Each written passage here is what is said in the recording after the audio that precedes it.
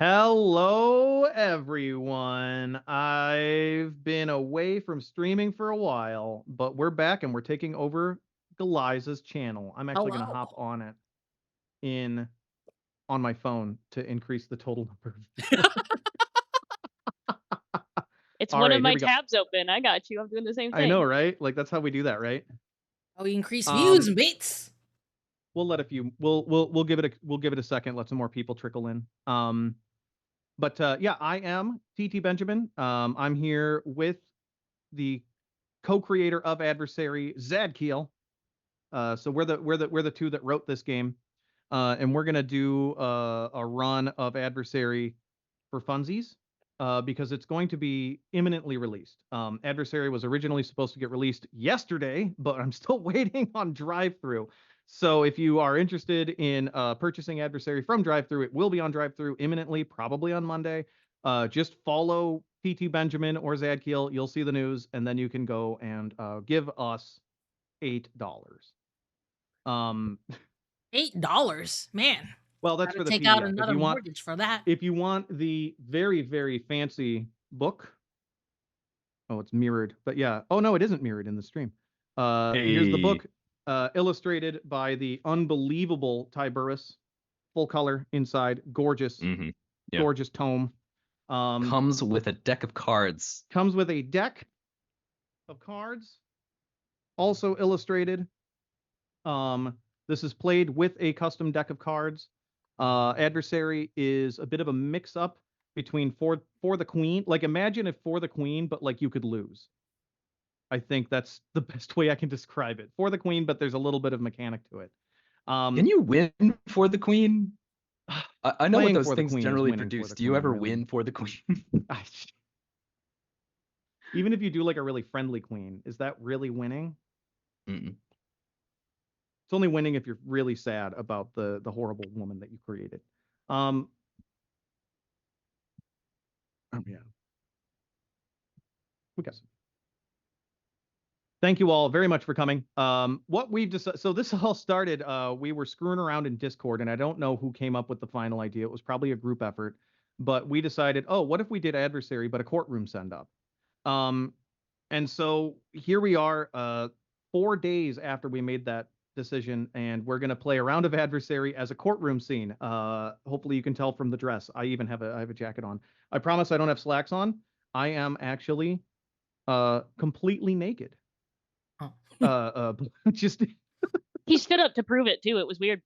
yeah, it was very awkward, and I'm probably gonna get You sued now. you actually think he's wearing clothes, but it's all painted on. True. Yeah, my shoulders, these are my real shoulders. They're actually this angular. Mhm. So the core premise of Adversary, the system, is imagine you're playing the final battle of your 2-year campaign, all in one session. And every time you take a turn, you flash back to a moment during the campaign. And so that's what we've got here. What we'll do is we'll build our 4 heroes or 4 prosecuting attorneys. I'm not exactly sure how everyone's going to set that up. And then we will build what is called the Adversary deck. And the Adversary deck is what the villain does during this final battle. And on the deck are actions that the adversary takes in response to the hero's attacks and little prompts, questions that the heroes answer to flesh out the flashbacks. In addition, the adversary has an ultimate ability represented by a face card. One of these 12 face cards here. Only one of these will go into the deck. And then the players will also have, in addition to their 5 abilities that they'll use to try to defeat the adversary, 1 ultimate ability, which we will select collectively. So, going in order, the book is designed to be able to, you can open it and start playing right away. That's kind of the magic of it. So 2 of the people in this room got a copy of it 15 minutes ago. Sorry, 20 minutes ago. I'm very proud of that, and they're already ready to go. So what we're going to do is we're going to start with just going in order. Describe the setting is step 1. We've already described that. We're doing a courtroom. We've decided to do a courtroom. The next thing is we have to describe our adversary. So who is the adversary? Who have we arrested and are prosecuting? Who is this villain and what have they done?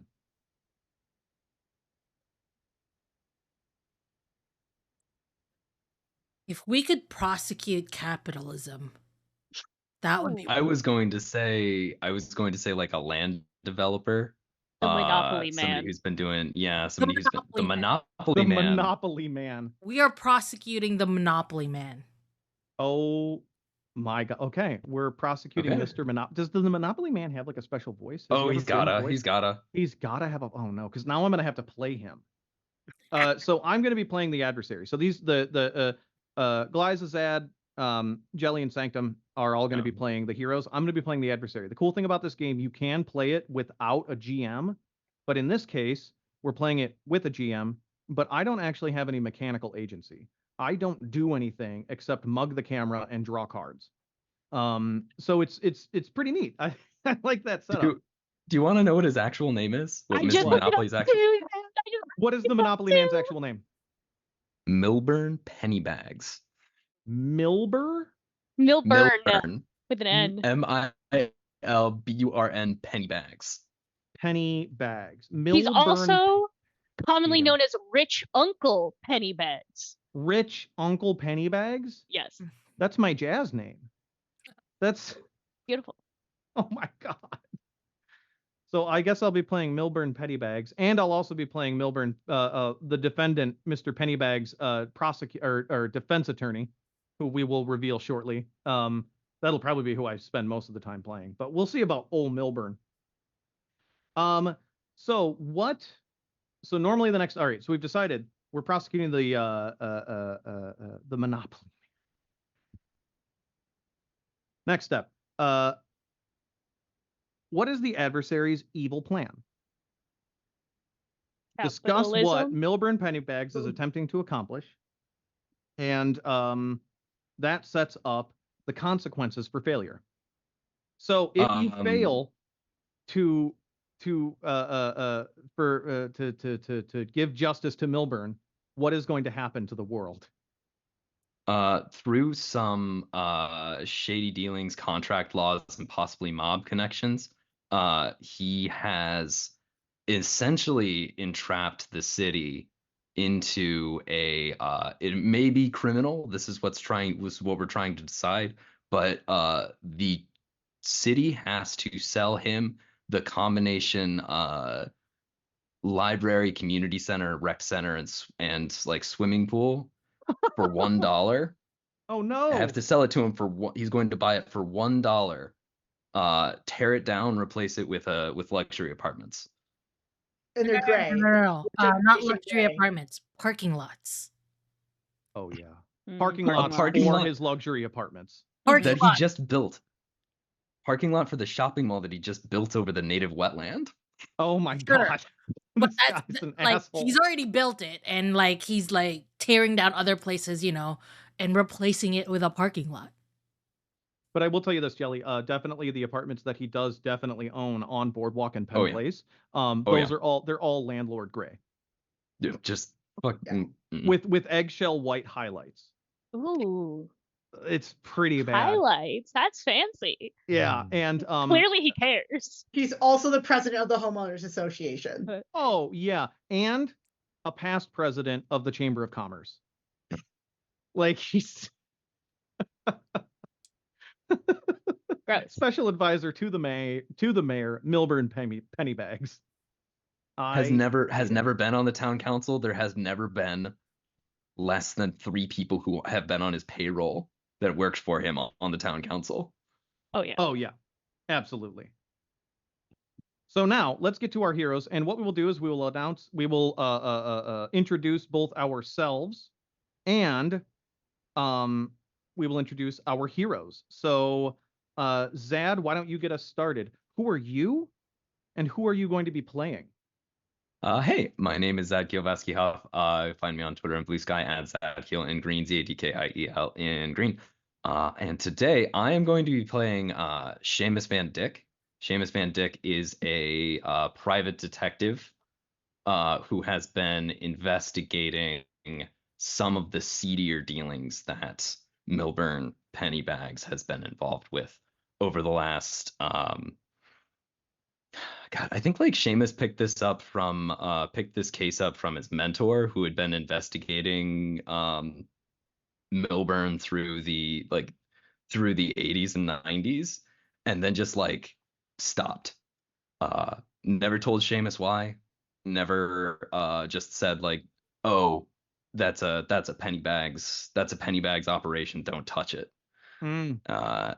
And after something happened to my mentor, mentor disappeared, and I found the old case file and Mm-hmm. been working this beat ever since.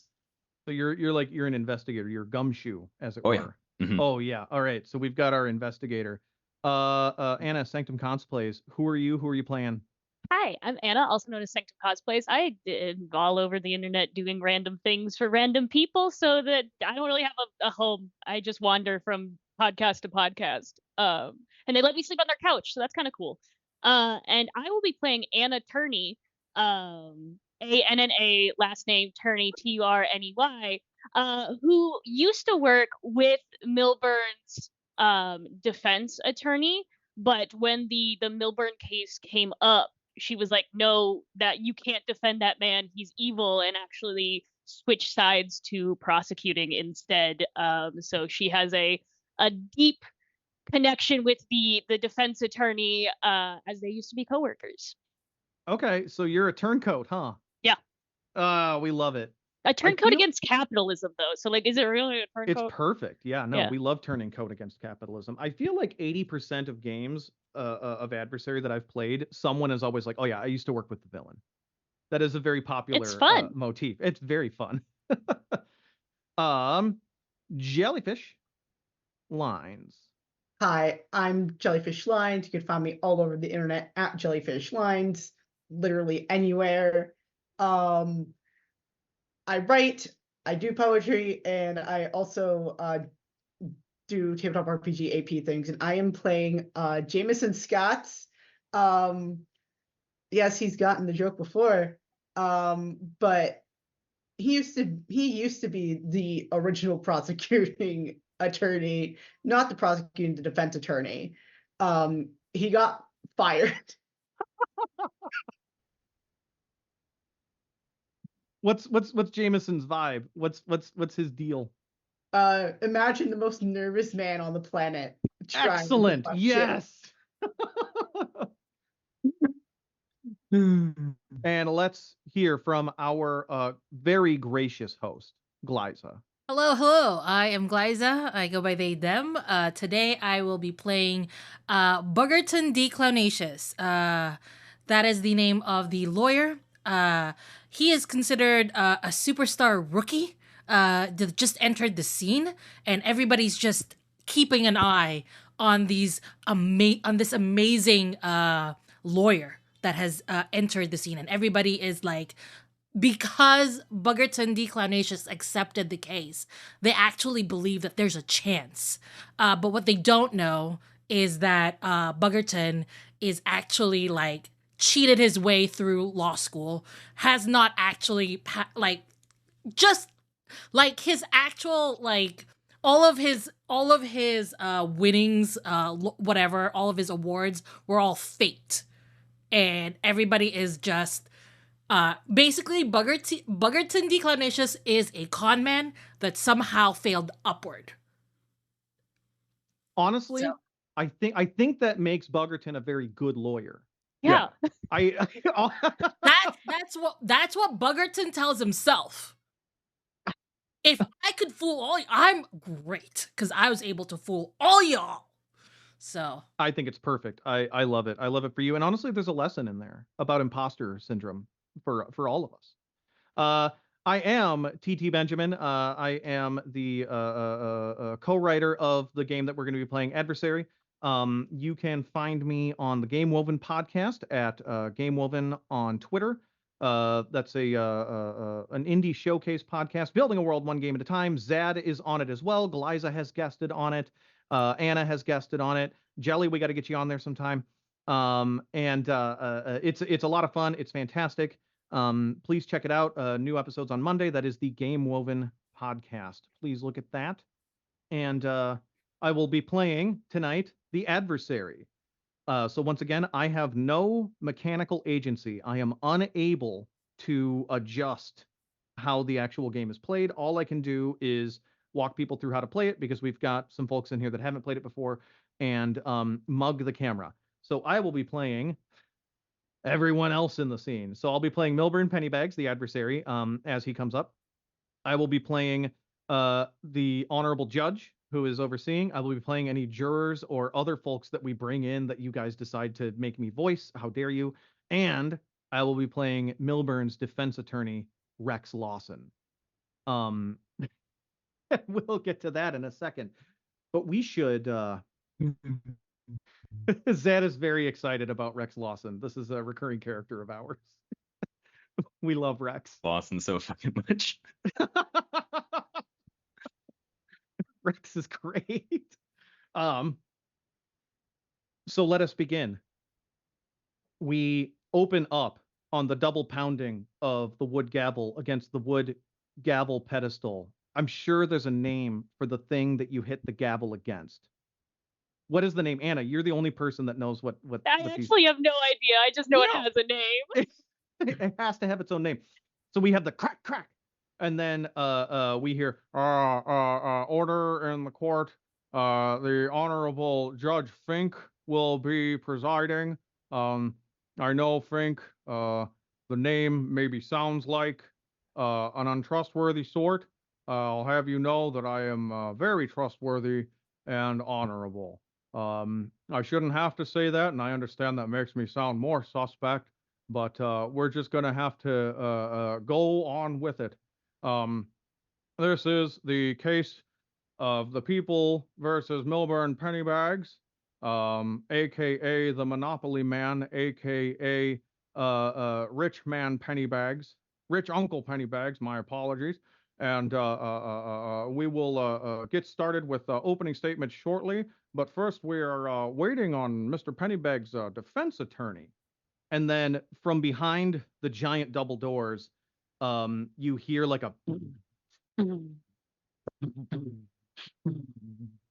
as the doors swing open, and Aragorn style comes a man with slicked back silver hair and like a knife beard and knife mustache, who strides in with a full camera crew, microphones and everything, as the new metal version of his theme song begins to play. And you hear in the back, it's like, Rex Lawson, attorney at law, son. Rex Lawson, attorney at law, son. Rex Lawson, attorney at law, son. He's a We get a lawyer, but also a dick. And that's right. Defending Milburn Pennybags is the celebrity attorney Rex Lawson, attorney at law, and his show Rex Lawson, attorney at law, son. Son. He is the greatest defense attorney in the known and unknown world. He has defended gods and devils and gotten them all off scot-free. Can your defense, or can your team defeat Rex Lawson and literally the richest man in the world, Milburn Pennybags, who is trying to destroy the community center, swimming pool, and library? By the way, orphans go to that library, and he doesn't care if they're in there when he bulldozes it. Wow. What a dick. So the way we start playing Adversary is everyone has selected their 5 abilities. We did that off screen. We are going to collectively, now that we've introduced the scene, select our ultimate ability. So on page 11 of the actual thing, there are 12 options for ultimate abilities. The team can only have one, and they may only use it once and only after the adversary's face card has been revealed.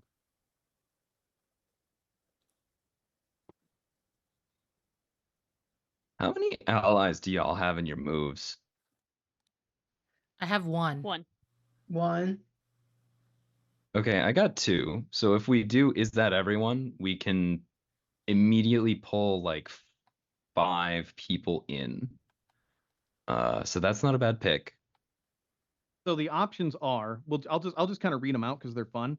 The ultimate abilities are Omni Slash. Is that everyone? The plan comes together. Cast it into the fire. Assemble the artifact. The power of friendship. I can do this all day. The chosen one. There is still good in you. We have to go back, which is a weird time loop ultimate ability. This isn't over. Inspiring speech, and but at what cost? Which actually allows you to potentially allows you to have kind of a hollow victory if you want a darker ending, which we do not want a dark ending against capitalism. So you can pick one based on what you like. And while you are doing that, could everyone type into the chat here how many of each suit you have so that I can start building the deck while we proceed? All of the abilities are suited. There are boons, skills, allies, and knowledge. Each one is tied to a suit in a core deck of regular playing cards. So you can play this game with a regular deck of playing cards. And I build the adversary based on what suits everyone else has. That way, the adversary is the perfect counter to the party. You want it written as boons, or do you want it written as like the suit, like hearts? You could do like 4B, 4. Okay. Yeah, whatever. Just throw it Cool. in the chat and I'll interpret. I'll figure it out. Okay, so you want me to make it totally ineligible, and you just can't read it at all, like Yeah, you got it. unintelligible? Okay, Yeah, cool. absolutely. Yeah. Follow your heart, you know? How are you with the Dewey Decimal System? Horrible, in fact. Okay, perfect. So, you know, by all means, proceed.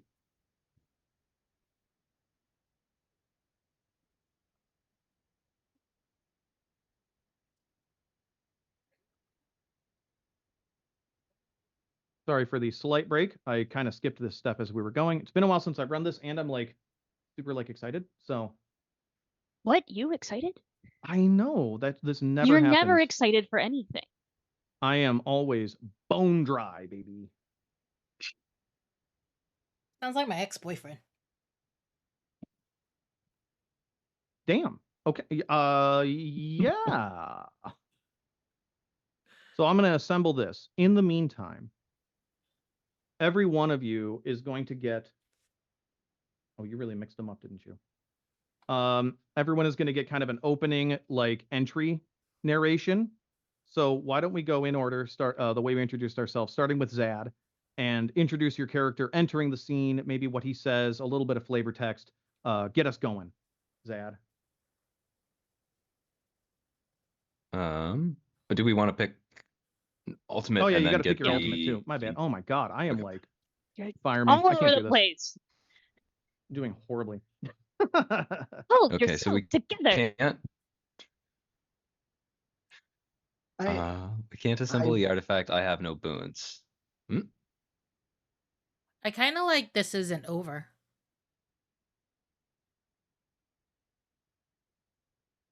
Just like juice one person, get him back in. That is a good one. I do like that one a lot. Yeah. See, Anna likes there is still good in you, but Anna also knows that there is no good in capitalism, so we can't choose that one. I really like can't, there man. is Be good in you, Rex but he has Lawson. to like completely throw away everything after he realizes it. So if we are going, there is still good in you. I would like to see Mr. Melbourne whatever that guy. Milburn Pennybags. Pennybags. I like a Melbourne Abs- money butt better though. absolutely destroyed. Money And butt. hello, Raiders. They Raiders. Oh my god, we got Raiders. raided. Oh boy. did. But yes, I feel like. I mean, we can do there's still good in you. Do we want to try to redeem There are. Milburn Moneybags? Here's a thought though, is we are not actually attempting to redeem Pennybags. We address the there is still good in you at Rex Lawson and flip Rex Lawson. I could fun. Flip. okay. Rex all can right. flip too. Yeah. We already have one attorney. At some point, flipped. like, yeah, you suck right. so bad. I'm with it. I'm into this. I think that sounds really fun. I don't hate that as an option. Yeah, let's do theirs. Still Okay. good. All right. For the So benefit of the Raiders, Yeah, hi Raiders. Who are the for the Raiders benefit of the from? Raiders, What's do you going want to give on? a quick? Yeah. Where are you coming from? Hey. What's your credit card number and the three magic numbers on the back of them? And the expiration date and your zip code. Mhm. Hey everybody, we are live. We're playing a round of Adversary as a courtroom send up. Adversary is a game written by Zad and I. Hello. It is kind of like For the Queen, but you can lose. Is the best way I can describe it. We're playing out essentially the final battle of a campaign, entirely in flashbacks.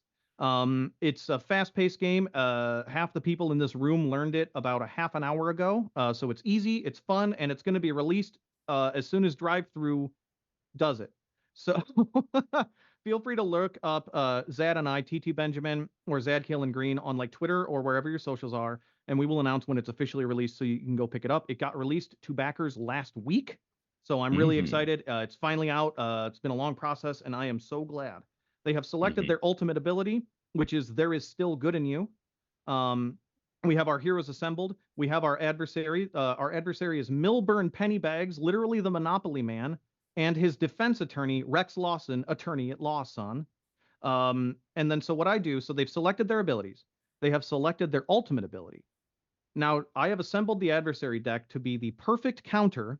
Check out the adversary deck. Boom, look at that custom art and everything. To be the perfect counter to their abilities. But I also get to select a face card. The face card is also a counter to their abilities. So what they have is they have an overabundance of club cards, of cards of the suit clubs. So the three possible face cards that I will put in the middle of the deck are unlimited power.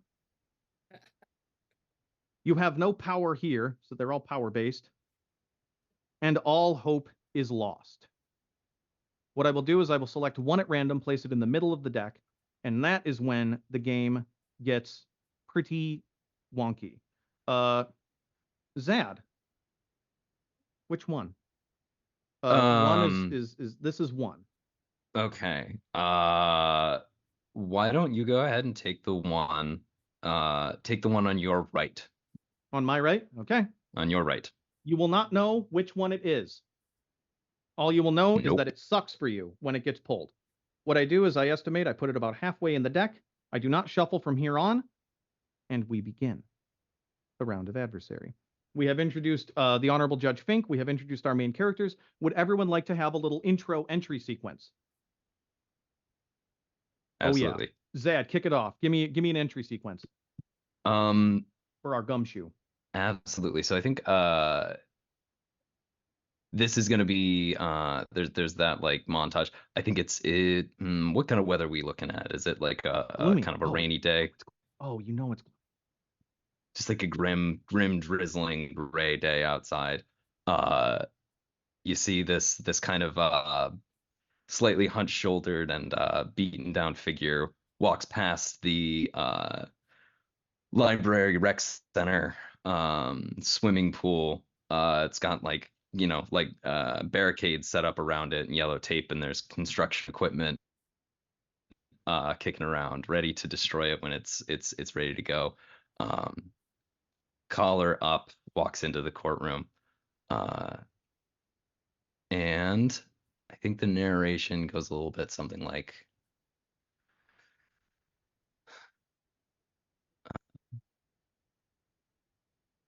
they say everybody gets their day in court. Well, guess it was finally time for mine. Been working the Pennybags case for longer than I cared to remember. Picked it up from somebody who'd been working it even longer than that. I'd been told to leave it alone. Let it die. Don't touch this one. There's no money in this one. All there is pain and grief. Be damned if that wasn't true. Found my pain, found my grief. But now here we are. And wouldn't you know it, just my luck. Rex Lawson. And then so Seamus sits down actually in the gallery of the courtroom. Is not part of the legal team. All right, let's go to an attorney. You Go have to a an pun attorney. name. Why can't I have a pun name? First, you try and be the only one who dresses up, and then you try and be the only one with a pun name. I'm just shooting you down left and right. I'm getting crushed over here. I'm actually losing this game like in real life. Yeah. Well, that's my goal every time I play with you. You should know that by now. That's true. That's true. Anna plays every game PvP. Yeah. Yeah. 100%. If it can't be full can I contact, get I you a don't little want bit to of a lead in? Yeah. Oh yeah. Can I get you a little bit of a lead in? Yeah. Every good legal team needs an attorney. And as it turns out, we got 3. One in particular. An attorney. Just like any other. But also, not like anybody I've ever known. Beautiful. Yeah, I would say like a very sharp woman, like her angular face, very sharp, very angry, very like everything about her just reads sharp. As she like pushes the door open to the courtroom, the very like as Rex is doing his Rex things over on the other side, you can just hear the sounds of her heels clicking as she walks by, kind of like scoots behind a cameraman, gently pushes him out of the way, and like puts down her stuff on the bench, looks around for her co-counsel who are nowhere to be found currently. A very like heavy sigh as she looks over at Rex, and just this look of like pity or sadness comes across her face, recognizing that once her partner, now her adversary, is going to be next to her in court. Rex Lawson approaches you graciously with the affectation of a man who knows that he is on television currently. Gross. And he slyly pulls a business card out from his coat and extends it to you as he offers a handshake. Mix, attorney, it is good to see you. She kind of like pushes the the card back towards him, and she just nods very like curtly, doesn't say anything, like side eyes the camera just a little bit because she's dealt with this shit ever since she worked with Rex, and she hates it. You will need to sign a release form. I presume you will do this afterward? Yes. I still don't know how you've convinced everyone here that it's legal in any way to film a court proceeding. And yet here we are. Here we are. May the best lawyer win. And this is me. And Rex about faces and returns to his bench. Let's introduce Jameson Scotts. As you watch Jameson Scotts walk into the courtroom, it's like watching Columbo bumble into a room in a crime scene. He's wearing a trench coat. He kind of looks like he's not supposed to be there. Like, who the fuck invited this man? Nobody knows why he's there. And it's just like, oh, hello. And he's like shaking people's hands, even like trying to shake like the TV crew's hands. And then just like gently walks to like the bench where he's supposed to sit. Do you say anything to your colleague? Oh, hi, Anna. How are you doing? Fine. How are you? Oh, I'm doing just great. Just the other day, my dog was sniffing around like, the library, the rec center, and the pool. And oh my goodness, it's so beautiful. I hope that we really do succeed on this case. Hope don't is worry, one thing. I have hope in us. Facts are another. And I can't help but notice you brought nothing with you. Are you prepared? Yeah. You understand your thoughts cannot be considered evidence in court. Don't worry, I have them. And he brings out like this fuck ass suitcase. And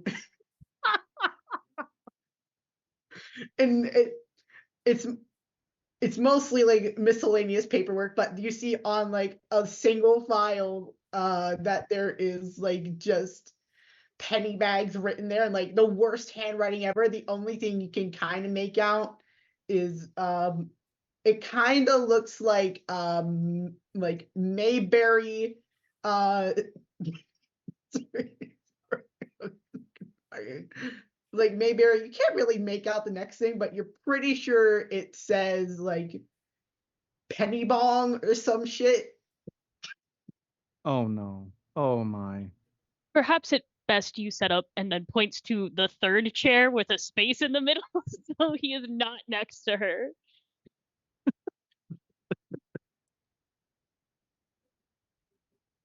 And let us introduce our final prosecuting attorney. That is Buggerton D. Clonacious. You know how Rex comes in with his whole TV crew and Mix and attorney here was like, I don't know how you convinced the judges that this is fine. Buggerton walks in and there is and they're flanked by fans. They're flanked by their fans. And it's an influencer sort of lawyer thing where Buggerton doesn't have the mainstream media support at the moment, but they do have a lot of their fans taking videos and stuff like that. And you can see people like whispering as he walks in, all like just like very sure of himself, very confident. And you can see, is that Buggerton? Is that Buggerton? Yeah, it's Buggerton. I can't believe it. It's that super rookie lawyer. Oh my gosh. And it's just like this wave of like, could this be it? Could this be what brings Buggerton to, like the eye of the general public? Could Buggerton finally truly be the king of the king of the lawyers. The king of the lawyers. Because that is what Buggerton has been trying to fight, to become the king of the lawyers.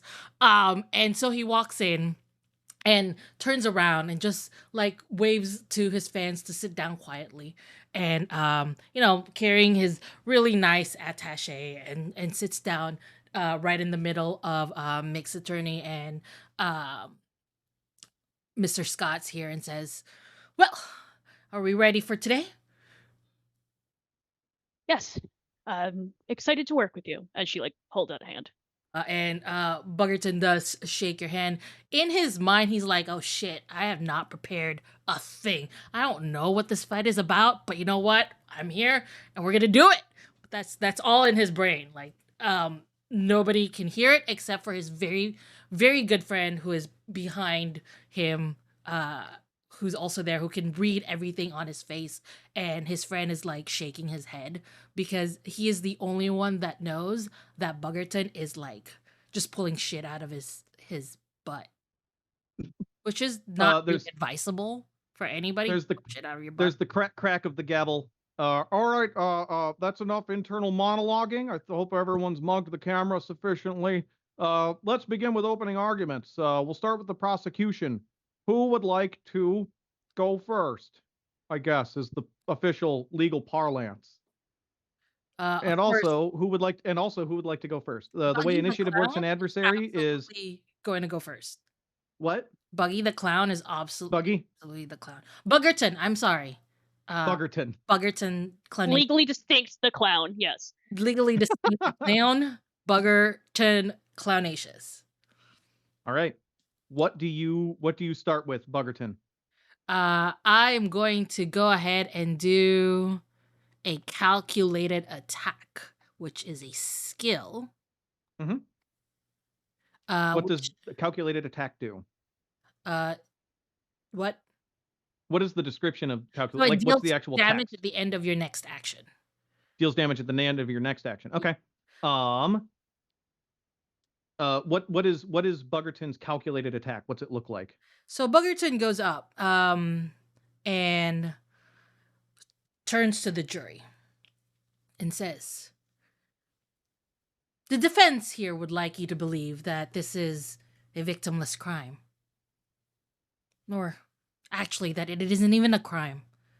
But Buggerton reveals two pictures. And it is one is a picture of like a really sad looking child and another is a picture of a really sad looking three-legged puppy. Do you see the two victims here? Do you see? These are real people living and breathing and hanging out at that rec center. Yes, they have their own homes. Yes, they'll be able to, like, if the rec center is gone. But how dare you try and think that if this rec center is taken away from them, that they will not turn to crime? Do you see how bad this three-legged puppy will be as a crime lord? And this child here absolutely would turn around and, you know, sell people's liver. Just bullshitting it here. But yeah, that is basically appealing to the jury with two pictures of, like, I don't even know if these are real kids in the puppy. Basically, Stock Bug photos. just gotten it from Google. So you see that the jury is made up of 12 old white men in Oh, shit. pinstripes. Oh, And one of them looks up and you can see It's his a lip white- quivering a little bit, and he's like, I just got my daughter a three-legged puppy. It's a white kid and a very cute three-legged puppy. Oh, it's like a labradoodle too, Yeah. or a golden doodle. It's definitely a golden doodle, like very popular amongst the wasps. Yeah. So the adversary draws despair, which means the action will succeed. So if I were to draw one of the cards that matches the card that you used a skill, which is a club card. If I drew a club card, that would cancel the skill and the effect would take place. This does not happen. So at the end of your next action, the end of your next turn, you'll deal 2 damage, which is represented by discarding cards. But there's more to it than that. Despair says the active hero, that's you, Glyza, loses a knowledge. Do you have any knowledges that you can lose? I do. That means you strike it out and you can't use it unless it's recovered. Oh, dang. Oh, well. Yeah. And then finally, if you hadn't had that, then we would do the fizzle effect. I discard the card, but a worse effect happens. So the game gets harder as we go along, right? And then now, here is your prompt. Are you ready, Glyza? I am. You know a secret that even the adversary has been hiding from themselves. It's time to tell them what you know. So our adversary is either Pennybags or Rex Lawson, correct? Either one of them. Either one of them. And then I turn to Pennybags. Mr. Pennybags, do you know who your parents are? There is a gasp as it washes over the crowd, and Mr. Pennybags kind of holds his hat and he kind of shakes his head. And I'm sort of imagining him. Okay, so like you've seen like the Roger Rabbit style where like everyone is human, but he's still animated. Mm-hmm. Like that's That's how I'm envisioning it. And he's kind of holding his hat, like shaking his head. No. Of course you wouldn't know who your parents are, for you are an orphan. Gasp. And then you hear a whisper in the audience, like, that's true. Orphans have no parents. They just spring into being. For you are an orphan. And now you will use your money, your power to deprive other orphans of a rec center? That is the secret you've been hiding. You have been telling people that you have parents, but you do not. Wow, shame on you. Someone from the audience says, what a mean dude. That guy sucks. And we move on. So who would go next? That's the loop. Ability, descriptions, cards, and we go. I've got an ally I would like to get on the field, if that's okay. Yeah. Okay. Awesome. I think as Seamus is sitting in the gallery, the door, and this whole drama is playing out in front of us. The door opens and sort of a a mousy but a very pretty woman walks in almost a little bit furtively, holding a rather large purse. Comes up to me. This is Gal Friday. I wish I'd come up with something a little better than this, but she just kind of comes in and sits next to Seamus, and I look over at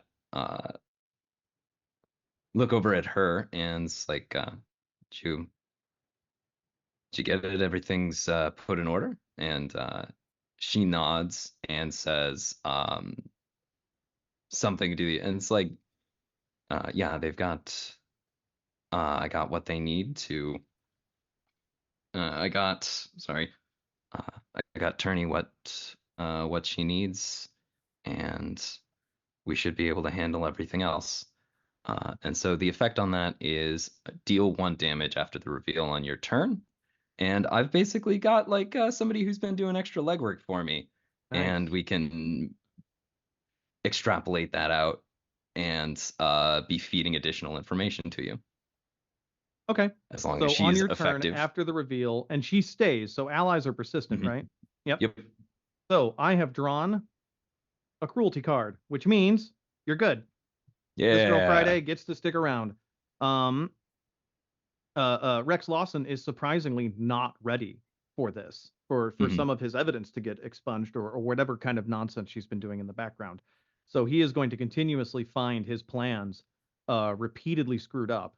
However, Rex Lawson is always 1 step ahead. And so he's left a few traps of his own.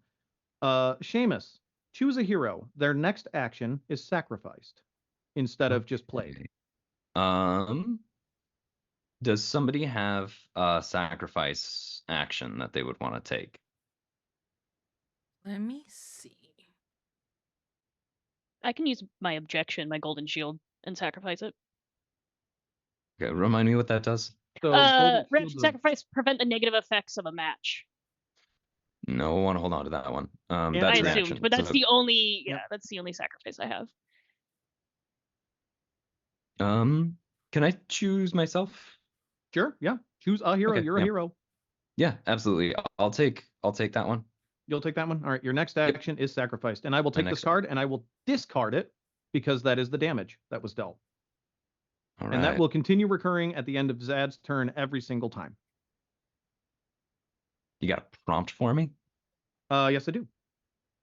At one point on your investigation, you delayed your objective to do a small kindness that was out of your way. What was it, and why did you do it?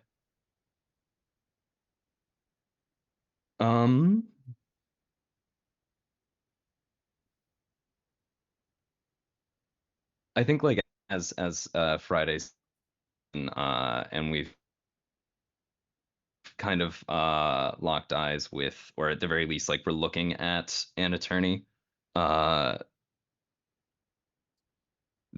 monologue picks back up, and Seamus says,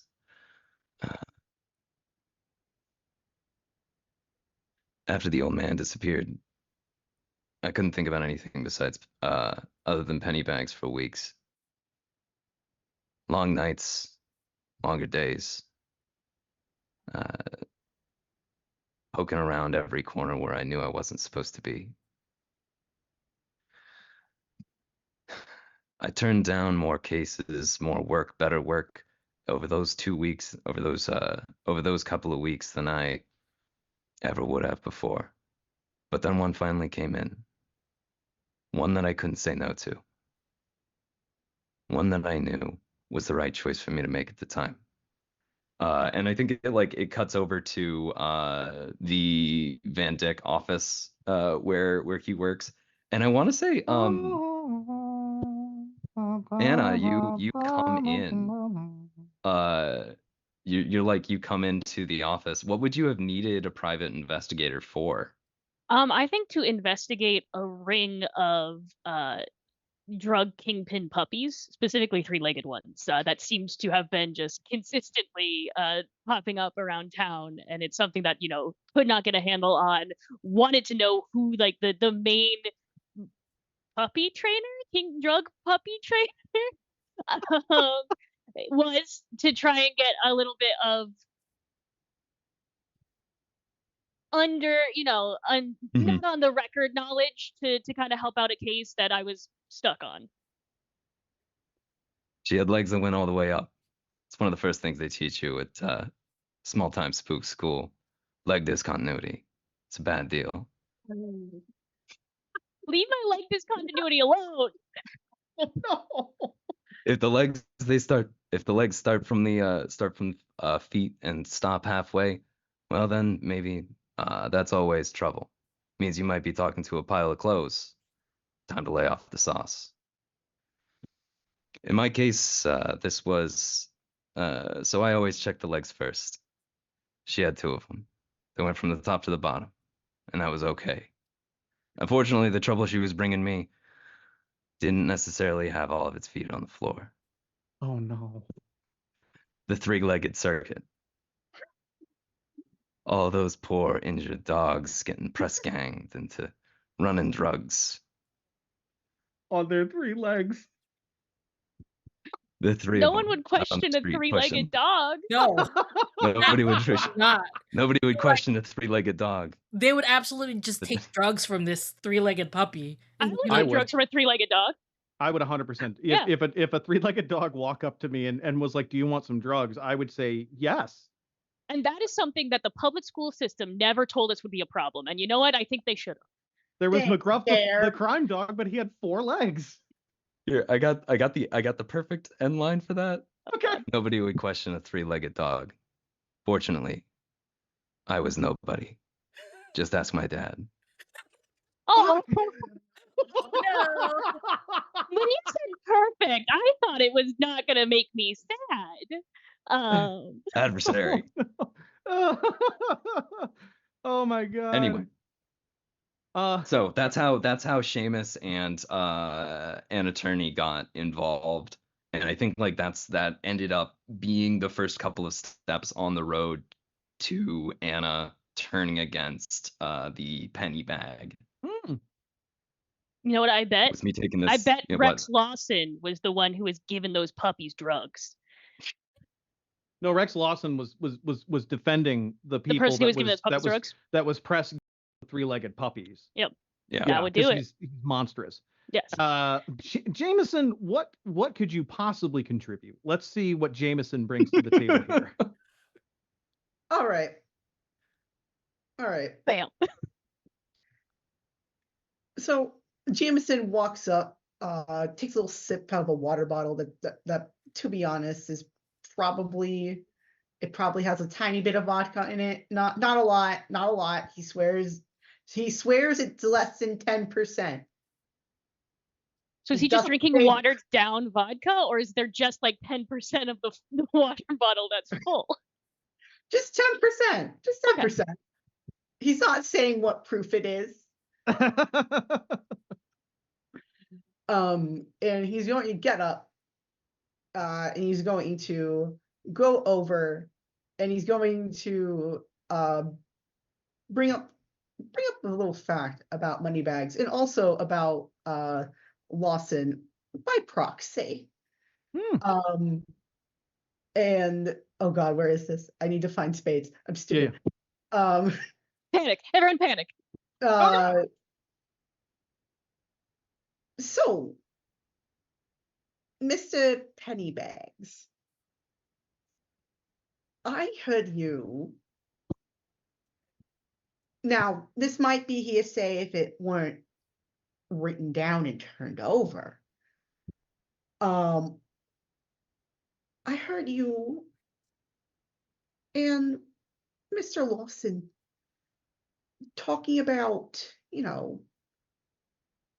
less than legal acquisitions of paperwork that relate to the Rec Center Library pool. And that is caught monologuing. And he actually brings out like the sheet of paper from the big fuck ass suitcase that was actually like notarized by like Moneybags fucking shit. Nice. Let's go. What does caught monologuing do? What is the effect Mitigate of the caught- next 2 card effects. Oh! If no Oof. cards are mitigated in this way before your next turn, all heroes recover an ability. Nice. Let's go. Let's Nice. go. Rex is about to object. He's about to say objection, hearsay, and then you pull the thing out, and he's like stunned, and you can even hear like a mutter in the audience. They're like, "What? What is this?" Rex Lawson is shocked, and then Rex like collects himself and adjusts his tie. I had already accounted for this. You may proceed. So I drew a cruelty card, but that effect is negated. So, because that's what this does. So whenever a card is revealed but not damaged, not discarded due to damage, I just put it back on the bottom of the deck. That's just how that goes. But you get a prompt. You started the investigation with a deep fear, Jameson, but that fear is gone now. What were you afraid of, and how did you overcome it? To be honest, I thought this case would be not the end of my life, but the end of my career. I have bumbled through life a little bit. I passed my bar by pure luck. I understood everything on that test, but I felt like I failed it, and I didn't study as much as I should have. But I passed, and for all these years, I've been putting guys in the slammer, and I've been getting people in and out, depending wherever they need me. Now this might put me in the ground just by stress. But that's not what I'm afraid of anymore. I'm not even afraid of what it might do to my career to face off against Lawson. Win or lose. I'm not afraid of that mark on my record. Not anymore. Awesome. That's fantastic. Get up, Jameson. What you are afraid of is the 10% Everclear that's in your water bottle. That is the liquid courage talking is what that is. That's sure. An attorney, is it you haven't acted yet, right? Yeah, I have a question. Could you Let her explain to me what fizzling is, or when the adversary fizzles? So a fizzle, so let's say so here's a good example. So I drew a cruelty card earlier. And what it says is choose a hero. Their next action is sacrificed. But each card also has a fizzle effect. And what the fizzle effect for, say, cruelty is fizzle. If they have only sacrifice abilities available, banish that ability instead. And banishing is a more permanent. So if the original card effect wouldn't take place, a worse card effect happens, but then the card is discarded. So it speeds the game up, but it also makes it harder. Gotcha.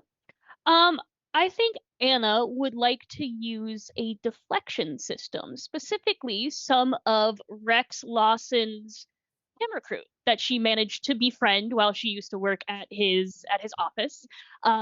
Some through nothing but simple charm, and others through maybe less than legal means, but who knows? Who cares?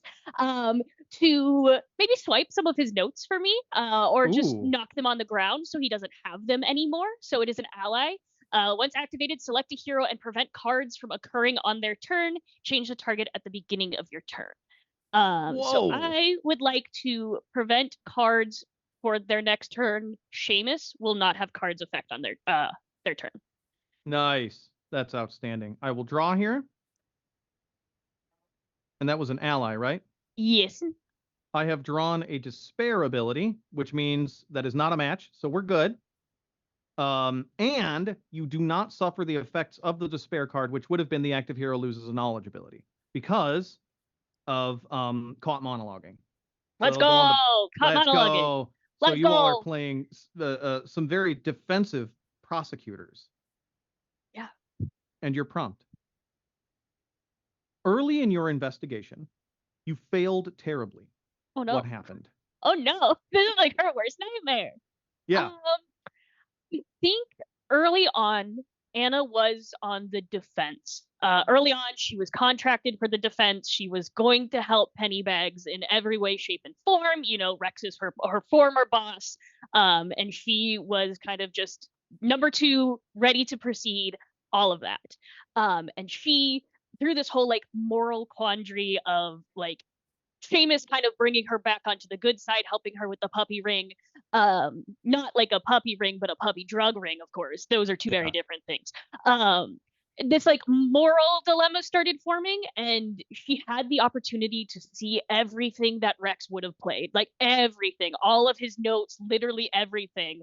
And she decided to walk away and not look at anything he had prepared. So like she could have given herself the upper hand, the advantage, because he was out doing something stupid for his TV show, and instead just decided to walk away and play it clean. Because that's what Seamus would have wanted, is for her to play it clean. So she would have. Wow. Your biggest failure was being a good person. Yeah. No, Yeah. exactly. Her biggest failure was being a good person, yes. Did that not come across that that's the kind of person she is? What? Definitely. Yeah. Okay, Yeah. cool. Yeah. Let's go top of the order. That's Buggerton. Buggerton D. Clownacious, it is your turn. Buggerton will. Let's see. I am actually interested. I'm gonna do a signature move. Oh, nice. What does signature move do? Deals 3 damage. Uh, So, Buggerton D. Clownacious is known for this specific move, where he would walk up to the defendant, ask a question, turn around before the question is answered, and then just turn right back and repeat the answer. And somehow that causes the defendant to break down in tears. It doesn't even matter what kind of question Buggerton asks, but it's the way that Buggerton repeats the answer to the defendant that causes them to fall apart. Oh, let's play that out really quick, because it's gonna go. So I got a betrayal here. So it's gonna go. So what? Hit me with the question, and I'm gonna try to do a Moneybags voice. I don't know what Moneybags voice is, so I'm gonna embarrass myself. Sounds like Mickey Mouse in Okay, Zaslav. perfect, excellent. All right, let's go. So Buggerton walks up to Pennybags, having revealed that he was an orphan, and goes, "Did you ever have a puppy?" Yeah, Turns around. I did. Yeah, I did. I did have a puppy. I had a puppy. I did. I had a puppy. And Buggerton just looks at the crowd, and his fans go wild. Even the camera crew's like, oh yeah. That's it. That's the move. That's the signature move. That's the signature move. Okay, so betrayal. A hero chooses an ally to lose. So any one of you, but one among you has to choose an ally to lose. I am actually going to use. I've got a reaction for this. I called it right place, right time, and it is choose an active ally. That ally effect occurs. We're not doing that. Instead, we're doing the reaction sacrifice. This instead of an ally. So. Oh, nice. Let's go. I'm gonna say like at a certain point, like there is a so we've got that like little guy that is kind of playing havoc and stealing stuff from Anna. You've got an ally on the field. Mhm. I think like that person is about to get caught, and all of a sudden like Gal Friday pulls out like a pea shooter or something as like Rex Lawson is looking over. She pulls out a pea shooter and is just like, and instead of turning and catching what the ally is doing, he just like thinks that there's a fly or something and gets distracted. And like her eyes kind of like go wide. She looks over at Seamus. Seamus kind of shakes his head, and we just kind of move on with what was going on. Nice.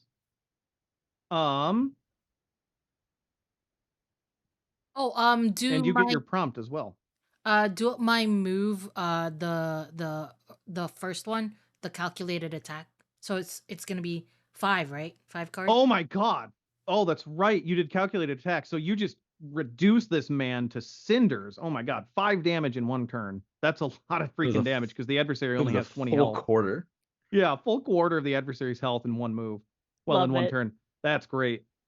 You also get a prompt. Of As course. like you have reduced Pennybags to like a Not sputtering. only was his orphan, lineage revealed, but that he had a puppy. And you'll never guess how many legs it had. You'll never guess. Oh no. Did it also offer him drugs? Worse.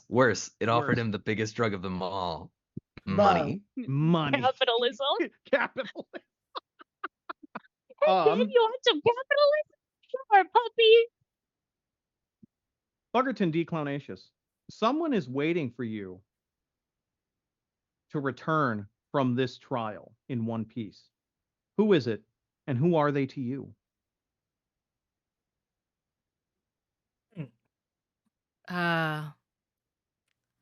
Buggerton has a rival. His name is Shane of the Red Hair Law Company. I don't know, fuck. Shane of the Red Hair Law Company and Exactly. What's a wig shop? What's It's a wig show. what's a wig shop called? I can't Haberdashery? remember. That's a Haberdashery. hat. That's Hats. Yeah, haberdashery. it's hats. Haberdashery is wigs. hats. No, law and wigs. Law and wigs. Law and wigs. Lawn wigs. Yeah. And this is Buggerton's like rival, enemy, best friend, and Shane knew that Buggerton is watching him, like is watching this and is only really cheering him on and is trying to encourage him, but Buggerton has it in his mind that Shane is like praying for his defeat, and in fact before the trial called him and says, "Hey buddy, good luck, okay?" And then Buggerton goes, "Why are you wishing me good luck? Do you think I cannot do it? I don't need luck." And then Shane is like, "No, I'm just wishing you the best." I'm like, you passive aggressive bastard. You knew that this would be one of the most important cases of my life, and you call to fuck with me? How fucking dare you, is what Buggerton did. And Shane is like, he's like, "No, you're my friend and I want you to succeed." And then Buggerton goes, "Fuck you," and hangs up the phone. And is fighting to make sure that this case, succeeds, so that Shane can no longer wish him good luck and just be like, "I know you can do it." Wow, Shane sounds like a real asshole. Yeah. Just a monster. Yeah. Just an awful individual. Awful I hate him. man. He's praying for your demise, and honestly, that's not okay. Obviously, why would you on the day of your biggest case call anyone and say good luck? It's like Broadway. You don't say good luck on No. opening You night. say break Absolutely a not. leg. Yeah. Yeah. How dare? Exactly. So Zad hit in the chat here. The name of the firm is Ginger Law and Wigs. And I kind of love it. I really love it. Ginger Law Beautiful. and Wigs. Mhm. Ginger Law and Wigs. That was Buggerton, and I believe it is Seamus next. Now, Seamus, remember, you are under an effect that states that you cannot be affected by card effects. So that's neat. Absolutely. Oh, and I'm also sacrificing my next skill. No, I don't have to sacrifice anymore, correct? Because Their it's next the action is sacrifice. So this is your action. Yeah. Yeah. So this is still sacrificed, but the next card effect does not. The card effect from the draw will not affect, Gotcha. will not hit you. Yep. Mhm. Perfect. In that case, I am. Yeah, we're gonna go ahead and do this one. I called this one Doors and Windows. It is skill, sacrifice, deal 1 damage, and recover 1 skill. And since Okay. I've got this one, that needs to so what would this even look like in this case? Because what I'm recovering is the ability to put somebody in place. I think like there was a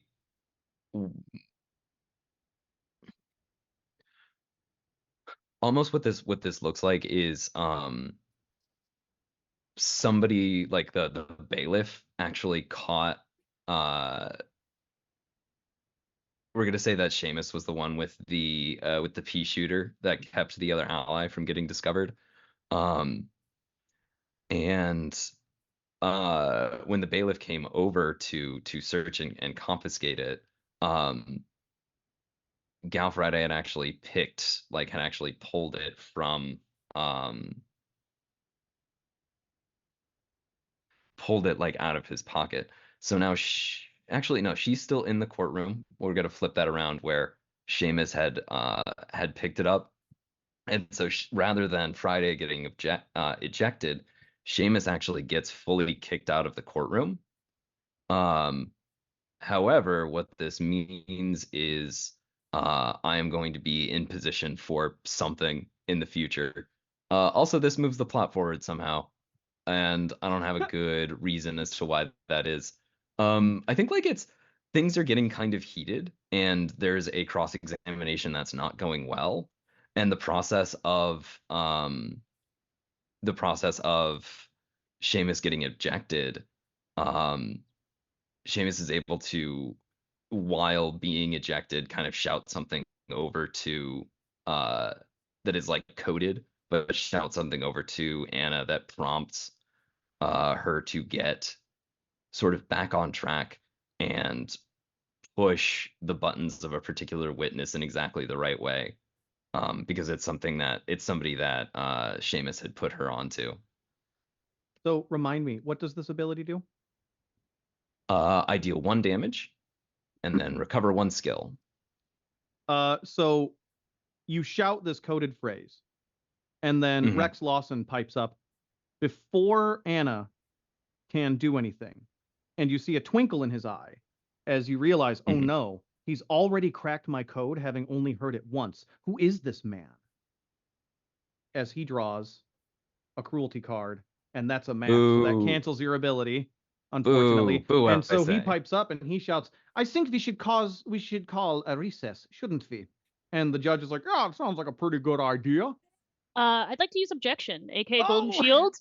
I will sacrifice that to prevent the negative effects of a match. Nice. And that I'm not done with this witness. We can't break in the middle. All right. Oh no, you're right. Actually, yeah. Sorry, Rex. We can't call a recess just yet. So, but let's get that investigator out of here that's shouting. He's being a real nuisance, and he's distracting me. Can you say nuisance like that again, Ben? Sorry. He's being a real nuisance. Thank you. Real nuisance. It just really hit. What a nuisance. Being a nuisance. This is a Jimmy Stewart character. Yeah. Oh, what do you want, the moon? Want me to throw a lasso around it? That really hurts to do while I've got a tie on, because it's like it lives right at the Adam's apple. Yeah, it lives right there. Yeah, you got to play more of a schlub so you can have your tie down. No, yeah, I know, right? I'm like, oh, I have to be Rex Lawson, so everything's got to be perfect, and now I'm like, oh, dang.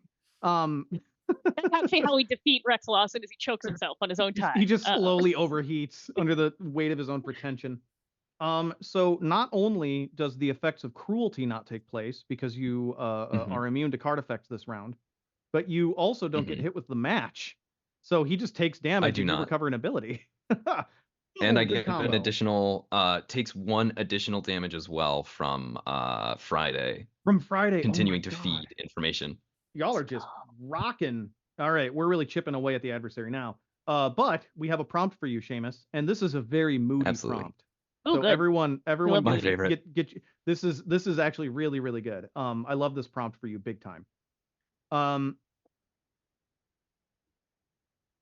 Milburn Pennybags caught you in a trap and gave you an impossible choice, Seamus. What was the choice, and how did you wriggle out of it? Ooh. Yeah. Spicy. Oh man.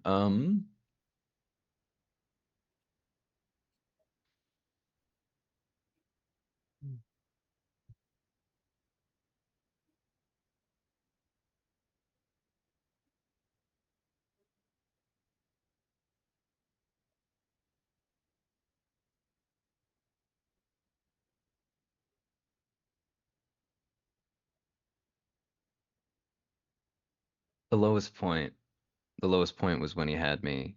The lowest point, the entire investigation, was when he got me in the worst way. He just about gave me everything that I needed. Been working the case for weeks, hardly eating, hardly sleeping, burning through most of the old man's insurance money. Bills were coming due.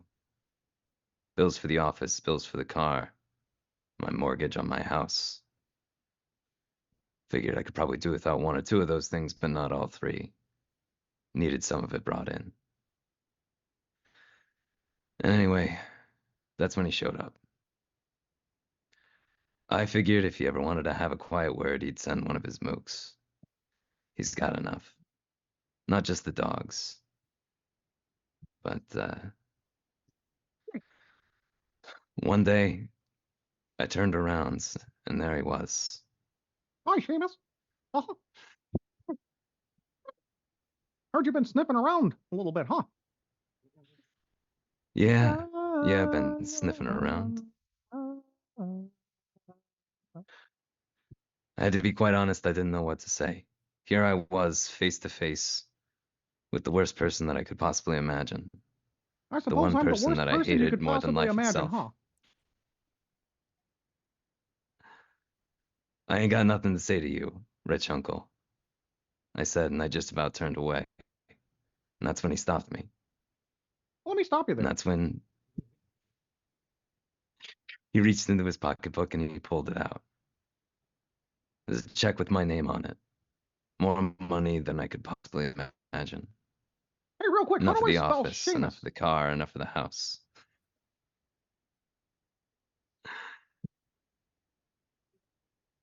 I knew what the string was. It was easy to see it. Plain as the nose on Buggerton's face. I take the money, I walk away. I leave the money.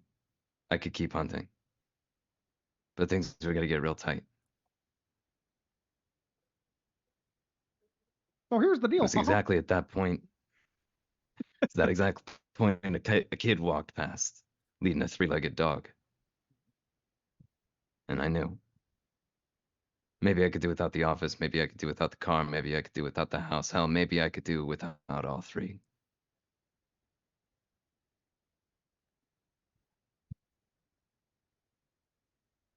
So that was it. He offered to pay off everything. Good. And yeah, I think like the story after that, like I end up getting all of my shit foreclosed on, and I'm like crashing on Friday's couch, whatever, in the rain. That's kind of the match cut. And Friday's like in an alley with you. Like I mean, you can crash on my couch, but it's like it's an outdoor couch and it's raining. Perfect. It's a good brooding couch. I'll give you that. But like this is like you're gonna die out here. Yeah. All Seamus So, needs is a good 2 brooding damage. couch. True. All Oh, I yeah. need's a good brooding couch. A lot of damage hitting the adversary there. Let's go to Jameson. The desk is pro forma. Let's go to Jameson. Your turn. All right. Okay. I'm looking at things. I need to find where the heck the spades are. Cool. That's not. No, not spades. I need to find diamonds. I'm blind. Forgive me. Okay. So Jameson decides to call a witness, and they are within the actual like crowd itself, within the pews. They come up and he puts them on the stand and he asks them very gently, now, you used to work for Mr. Moneybags, correct? Pennybags.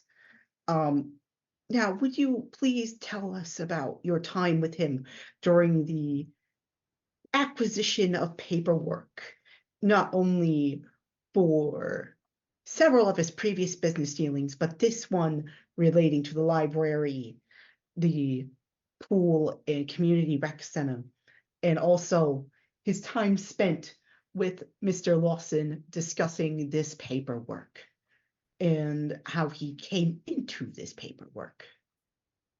What is And that is persist, and as mind reader was activated at the beginning of your turn, show the next card at the adversary's deck. Ooh. So this is at the beginning of your turn? Yeah. Okay. So you've got someone giving you inside information from the witness stand, so you'll be able to predict Rex's moves. I will do my reveal now, and unfortunately, we have a problem. Yeah. And it Oh, starts with a no. capital R. Oh God. The face card has been Damn, drawn. I knew it. Ah, dang it. I knew it. This face card is called "You Have No Power Here." As you begin your cross-examination of this pretty key witness who could really screw Rex's case up, Anna, you see Rex thumb his nose over to the judge really quick, and the judge bangs the gavel. All right, order in my court. That's enough talking. I've got a migraine. I think we've probably heard enough from the prosecution. I think there's a lot of mean words flying around about such an important community figure as Mr. Moneybags. Now, I'm not biased, right? I'm a very trustworthy and honorable judge. I am not paid off. And this whole trial is not a farce. I assure you I'm taking it very seriously. But I'm going to have to give the floor over to Mr. Lawson so that he can defend his client properly. And I'm afraid I'm going to have to censure the entire prosecution for being mean, for being a bunch of jerks. You're being jerks, and you're not being nice. Mr. Pennybags cry. You made Mr. Pennybags cry, and that's rude, and I won't have it in my court. So you all can take a break. We're gonna let Mr. Lawson do his thing. I'm sure that'll be good for ratings, which I'm very interested in. As an attendant comes by and like powders his face really quick. Thank you, dear. And then we'll proceed as normal. When I feel like it. You Have No Power Here does the following, and you guys are gonna hate this. This is bad.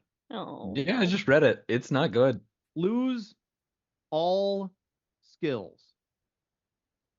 Anyone who has a Bless you? if you have a skill, you lose it. Oh, it sucks. What if I was about to use that skill, Ben?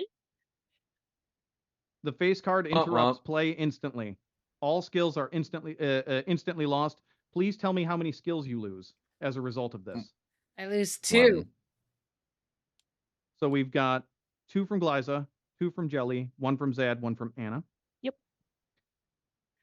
The adversary recovers 1 damage for every skill lost in this manner. Oh, that sucks. That was my entire turn. So the adversary recovers 6. 1, 2, 3, I think that was 4, 5, 6. They go on the bottom. I hate that.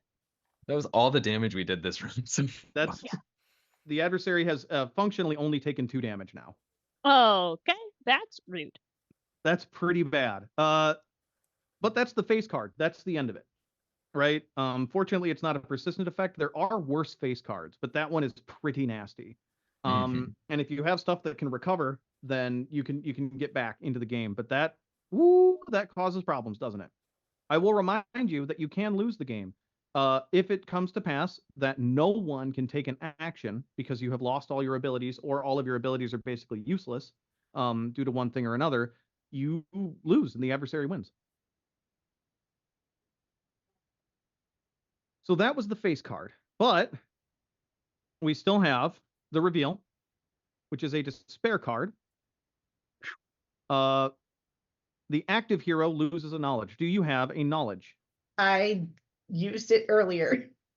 Okay, then any hero may choose an ability to lose. And that is a fizzle effect, so that actually deals damage. So could I use Painful Mockery, which is if an adversary fizzles, deal 1 damage? Is that a reaction? It says it's persistent. okay. Oh, you have to play it first and then you First? can do it. Gotcha, Yeah. understood. Yep. But someone has to choose an ability to lose. I can lose that. You can lose that one? I'll lose it. Okay. but that'll fizzle out that despair ability. And now, Jameson, you get your prompt. Jameson, you have been clinging to a fond memory that drives you ever forward. Now, at the very end, what is it? My three-legged. Sorry, I'm trying to remember what dog. Your three-legged what? Basset hound. My three-legged basset hound. I have a basset hound. Yeah, you just hit Ben real hard. No! Never mind, I'm undoing the face card. I love basset hounds. Imagine if Was Mildred the rescue? tried to sell you drugs. Ben. I would buy them. I would buy them. I would buy drugs from my dog. And I will take that. I will go on record. So, what is your favorite memory of your three-legged basset hound who doesn't sell drugs? Okay, my little fella who lives at home, he just stays there. He waits patiently for me to get home every day. I feed him, I give him his nice little belly rubs, and I remember one day when he brought over. I was having a rough time, and I needed the phone, and I was having a bit of heart trouble. I couldn't get up out of a chair. And he brought me the phone, and I called 911. Turned out it was just a little bit of a murmur, but it was fine. I was going to be fine. Baby. Yeah. Baby. Dog. That's lovely. I believe all basset hounds would do that. They're Except for very Mildred, dumb. who would sell you drugs. Mildred would sell me drugs. Mildred wouldn't sell me drugs. She would just give them to me. She is so dumb. She would just be like, "Oh, I have drugs. Do you want some?" Like, not realizing that this could get her in a lot of trouble because she's supposed to sell them. Yeah, absolutely. I have the weed. I have the pot. Would you like some of it? Yeah, that's Mildred. I think that goes to Anna, right? Yeah. Anna Attorney? Yeah. Yeah. Whew. Rough stuff. I would like to use Rousing Speech, which is deal 1 damage for every active ally. I believe that's 2 currently. Nice. Break. Three There are three. allies. Yeah, Yep. there are Three three allies. allies right now. So I think after whatever the fuck just happened with the judge, I'm gonna like pass sticky notes to my entire team to like kind of maintain the cool face, you know, the facade, while on the inside she's like, what the fuck is that? That's not even a real thing. You can't even do that. But knowing if she said that out loud, she would probably be put in contempt. So she like slides a couple of sticky notes over to her team and it's just like, stay focused, stay calm. We still have this. Like, don't worry, rely on each other. We'll be okay. So everyone kind of gets like a little cheer up sticky note from Anna Turney to kind of just rouse the spirits and recognize that we're not out of this game yet. Nice. And that will deal 3 damage. Yeah. The reveal. Betrayal. A hero chooses an ally to lose. Has to be one of the active ones, right? It can be a hero chooses an ally to lose. So if anyone's got one benched that they haven't pulled yet, you're welcome to lose that one instead. Trying to play the next ally, because that will allow us to recover stuff. So this is totally on me, and you can tell me no. I did technically forget to move the deflection system onto someone else, and I could technically move it onto myself and make that card just not work. Honestly, you guys kind of just got rocked by the face card. So the way things like this work in Adversary is like you just decide at the table, like, do you want to be merciful to yourselves or not? I would like to win. My heart says, yeah, go for it.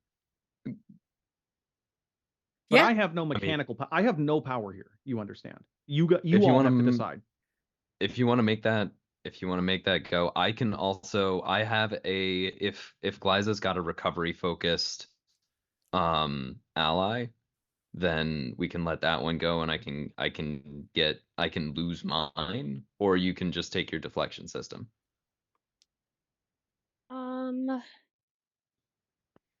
I would also really like to use the deflection system on Buggerton, just out of fear. Do you mind getting rid of an ally?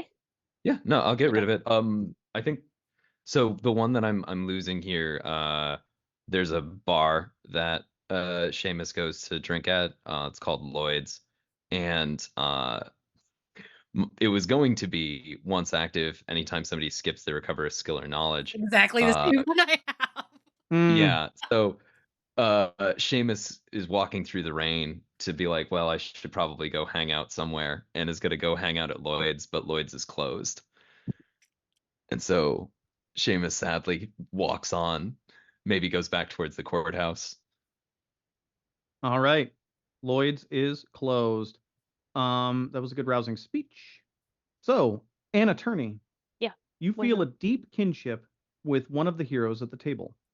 Who is it? What drew you to them? Do they feel the same? And I feel like you've already got a connection with Seamus, so you should probably select one of the other two. Yeah. I was gonna choose Jameson. Mainly because like she's been there before. She's been the incompetent, like bamboozled attorney who comes in seemingly wildly unprepared, and has been like slowly like little like fist bumps under the table anytime Jameson has done something pretty badass, and like the constant little reinforcements, again keeping the facade of like gotta keep the face on, but it's been that like she's looking out for Jameson. She's kind of keeping an eye, and every so often when the suitcase full of papers gets a little messy, she'll like lean back and kind of put correct things on the top, and then like as Jameson, making sure Jameson doesn't see. This is 100% like a behind the table, just making Jameson feel very good about himself. As she's been there. She doesn't want anyone else to feel, and I think she's been there with Rex Lawson, and I think he made her feel like shit. So she's like, I will be damned if I let another attorney who's like a baby new attorney feel like shit. Jameson, how do you feel about an attorney? She's very kind, and she is somebody that I love to work with. And she's amazing, and she is a very bright star in a very dark world. Oh, that's very sweet. Aw. Oh, no. Me? Oh, that gave me the fuzzies. Mhm. Is that top of the order? Are we back to Buggerton? Yeah. We're back to Buggerton. We are back to Buggerton. Buggerton. The adversary has 16 cards left, by the way. Like, this is... I think we'll start taking chunks. I think we can start taking chunks here soon. Yeah, this is some pretty nasty stuff. What do you got, Buggerton? Buggerton is fuming, and he's not happy. And suddenly, Shane walks in. Hey! Her rival. And you even hear the bailiff is like, "Oh my God, is that Shane's music?" Shane from the Law and Wigs Company walks in, and he's here to support Buggerton, really, to just be there. But Buggerton is distracted by this man. So I'm gonna use the Innkeeper Persistent. Once activated, anytime someone skips, they recover a skill or knowledge. But basically, Shane is here to help. Shane just wants to make sure that Buggerton's team wins. Nice. But Buggerton thinks that Shane is here to watch him fail. And it's the right moment too. Just when the face card was revealed and all of our like hopes were crashed, that's when Shane comes in. That bastard knew it and was waiting outside for us to start failing, and comes in. He totally just wants to see us fail. So Shane comes. I'll explain skipping in a second. Shane comes in. Hey, the notorious BDC. How you doing? It's good to see you. Good to see you. I brought you some coffee. Do you want some coffee? I got some extra coffee for your team too. No, I don't. One cream, one sugar, just like you like it, with just a little whipped cream on top and some sprinkles. Of course, I would want that coffee. It's just a saying. Give me that. It grabs the coffee again. It says, "This is coffee from me," because it's from me. It was for me, but it's from me. You get it. Go sit down over there. Oh, hold on. I got coffee for your team here. He sets some coffee down. I brought some extra cream and sugar, whipped cream, some sprinkles, just in case. You can make it how you like. I don't really know y'all. I just want to, make you feel comfortable. Kind of a rough go. Hey, look, I'm really pulling for you. All of us over at GLW are pulling for you. Really big believers over here. All right. So just let me know how I can help. Nobody likes you. Go away. Yeah. with like a coffee and the whipped cream in her hand, goes, I kind of like him, and He's Ah. just trying to trick you. You just Oh. see Jameson putting so much sugar and so much creamer in his coffee. Jameson is just drinking coffee, And then- just cream and sugar with just whipped cream on top. Buggerton does drink the coffee and goes, damn it, it's delicious. Oh, Bugger, you're hilarious. You're hilarious, bud. Anyway, we'll get some drinks after this, win or lose, okay? Sit over there. Nobody likes All right, you got it. You got it. Always a kidder. Always a kidder. Love this guy. Love this guy. And Shane goes and sits down, and he's just like so polite. He's like shaking hands with. He's like, "Hey, yeah, how's it going? Yeah, it's good to see you. It's good to see you." So skipping. You can, if you're struggling to make a choice, or if you don't think you have an ability that's going to work, and this is very useful right now, definitely. You can skip your turn. And since Shane has brought you coffee, you can recover a skill or a knowledge whenever you skip. That's nice. But in return, the adversary recovers a card. So that's the trade-off. And Bugger, are you immune to card effects? Yes. Okay. Sure. We drew a cruelty, so we're good. Nothing bad happens. This one camera guy just keeps throwing papers behind him, just picking them up and just chucking them behind him. He's just like in on it, man. He is just part of this. He is. That's Todd. Todd's a solid dude. Todd's Yeah. solid. Shane and Todd know each other. They're chatting a little bit. hanging Like out. they're talking some. Yeah, they're bros. They're buddies. They play pickleball every Saturday. They're in a tournament. Mhm. Yeah.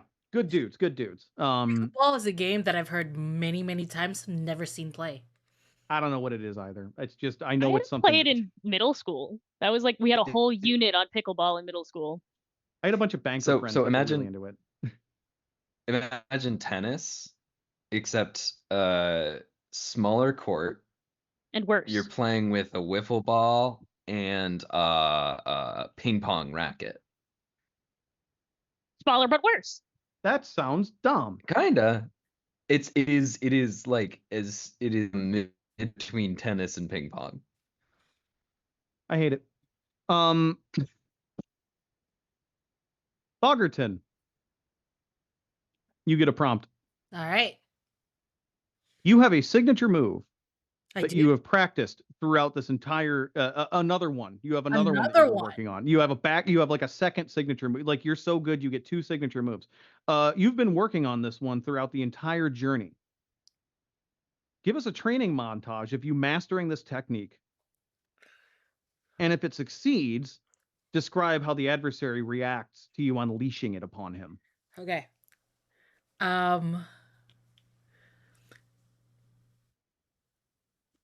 Imagine seeing like this whole exercise thing where Buggerton is climbing upstairs, like, like what was that movie again with Stallone? Rocky. Like Rocky. That's the Yeah. and he's just climbing up and he's like punching stuff and and then you see Shane in the background just cheering him on and Buggerton flipping him off, and just like all that. And the signature move that Buggerton has been practicing is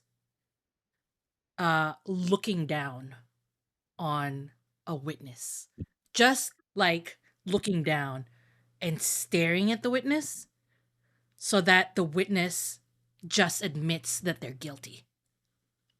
That is it. And Buggerton has perfected it so much that when they look down so much that they're actually looking up. And that is another one of Buggerton's signature move, to look down at the person on the stand.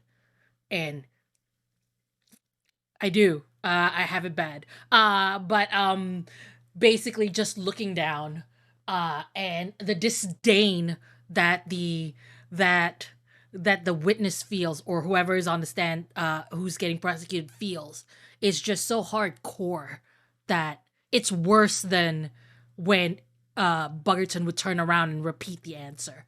It just fills them with Catholic guilt.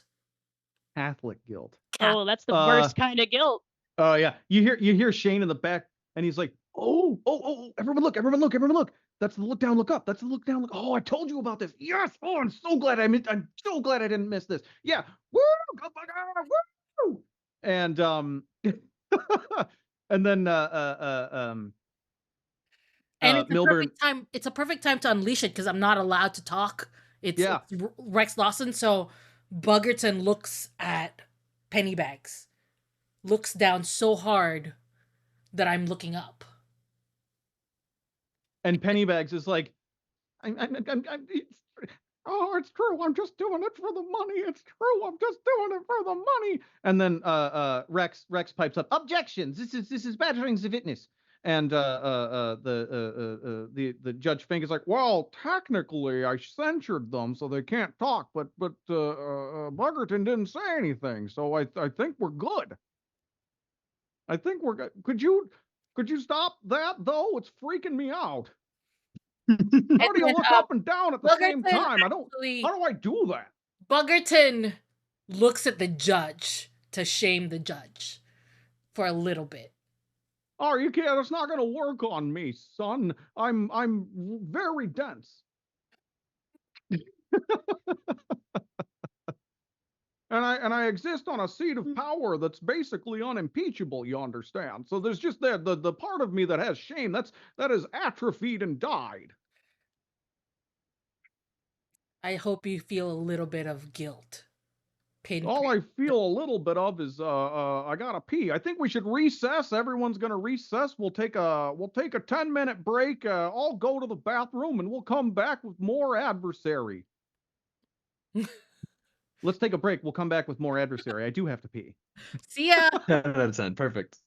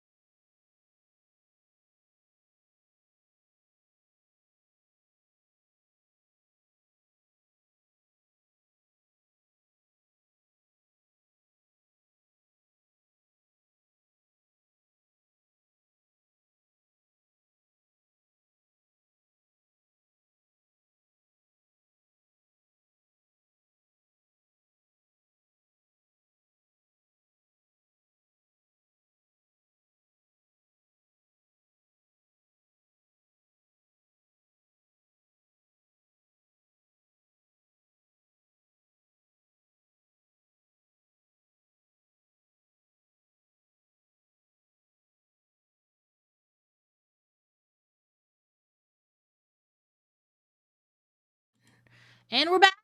Okay. Hey, everybody, we are back. Hello, all you wonderful people out there in twitch.tv land. We're playing Adversary, a game by Zad and I. I am TT Benjamin, that is Zad Kalen Green. We are co-creators of this game. It is an indie game. It is about playing out the final battle. In this case, our final battle is a courtroom scene, but the final battle can be whatever you want. You could be fighting a big dragon. You could be taking out a giant spaceship.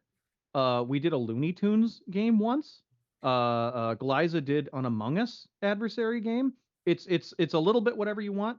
Right now, the our prosecuting attorneys who are prosecuting Milburn Pennybags, literally the Monopoly Man, and his defense attorney Rex Lawson, attorney at Lawson. The prosecution team is in a bit of a pickle when the Honorable Judge Fink censured all of them with Rex Lawson's ultimate ability, you have no power here. And so they're trying to recover desperately after losing a lot of their abilities that deal damage. And so they're a little behind the 8 ball right now. But Bogerton D. Clownacious, played by Classical Glyza, pulled a hell of a gambit and brought in Bogerton's rival, Shane, who everyone hates. Absolutely everyone should hate. That guy is a loser. The worst. Cannot stand that guy. But let us go directly back into it. Seamus, I believe it's your turn after Bogerton, yes? I haven't skipped anybody? Yeah. Okay, yeah. Mhm. I guess straight back into narration. You know, I always liked Shane. Clearly he was. Now, don't get me wrong, like most lawyers, the man was slimy, but it's a pleasant one, almost like spa mud. Smelled nice, dried quickly. A lot of energy on that one. I think at this point, like the monologue ends up devolving into him talking about not the actual like as we're behind the 8 ball. I think like that phrase gets used, but spin out this whole thing about how desperate the situation is for the 4 kind of main characters, and then starts kind of spinning out into the tertiary players that we have here. So we've got like Gal Friday, we've got Shane's in the room. The witness that's the fortune teller is still in the mix, and then Our inside whoever informant, your I think. assistant is. Todd. Yeah, our inside Todd! informant. So, but like talking and Todd, and like talking about all of them and the particular roles that they're playing, and starts like concocting a plan on how to get around the censure, and starts like shooting off a series of texts. I'm calling it putting it together. It's deal 1 damage for every active ally. There are 4 of them. Oh, that's So, big damage. That's 4 on this swing. And 5 because of Friday. And Right? 5 because of Friday, but that's Yep, after the turn. Friday after gets the an reveal. extra one. Yep. Okay. Mhm. Just making sure. Yeah. Yeah. So I have great news for you. I pulled a cruelty card. Yeah. So Hey, wait, is that a love skill? cruelty. Oh, did you just use a skill? Knowledge. No, I used a knowledge. Oh, it's a knowledge. Okay, so you're in good shape then. All right, nice. No match there. Choose a hero. Their next action is sacrificed.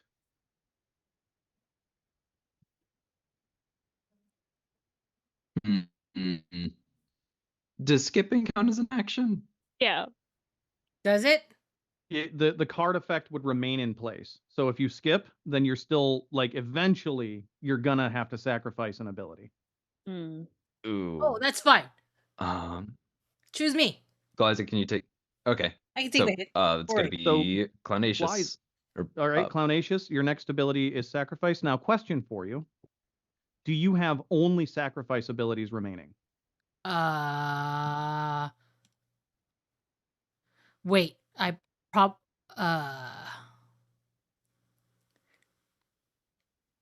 let me see. I think I misunderstood Does it have to be a sacrifice ability? Well, so No. I'm sort of like, of the abilities that you have left, are all of them tagged with sacrifice? No.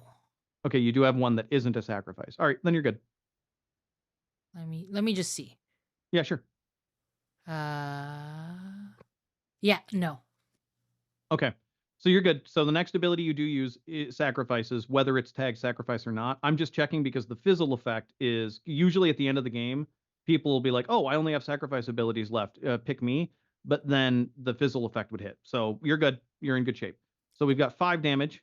1, 2, 3, 4, 5. Damn it, I missed the prompt. I'm such a goofus. Aha! Seamus, another moody one for you. 5 damage as you Hey. gather your allies up and come up with a plan to beat the censure, and it looks like it's going to work. It's just crazy enough to work. But we flash back. Seamus, there was a moment you were so close. You had a chance to beat Milburn Pennybags before this all started. What happened, and why didn't you do it then?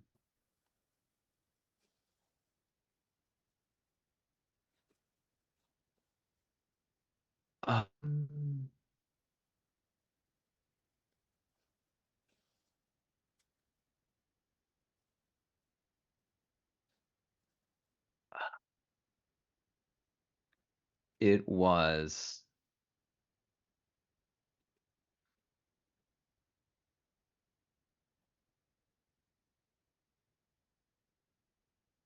I think.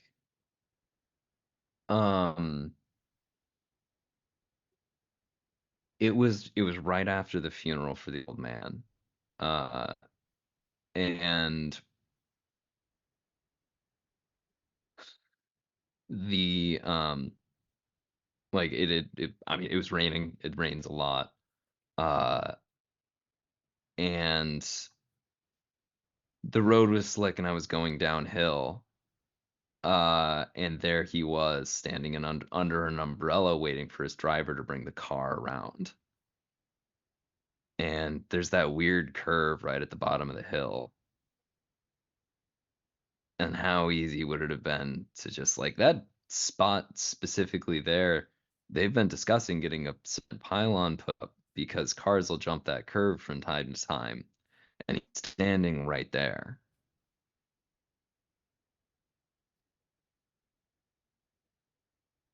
And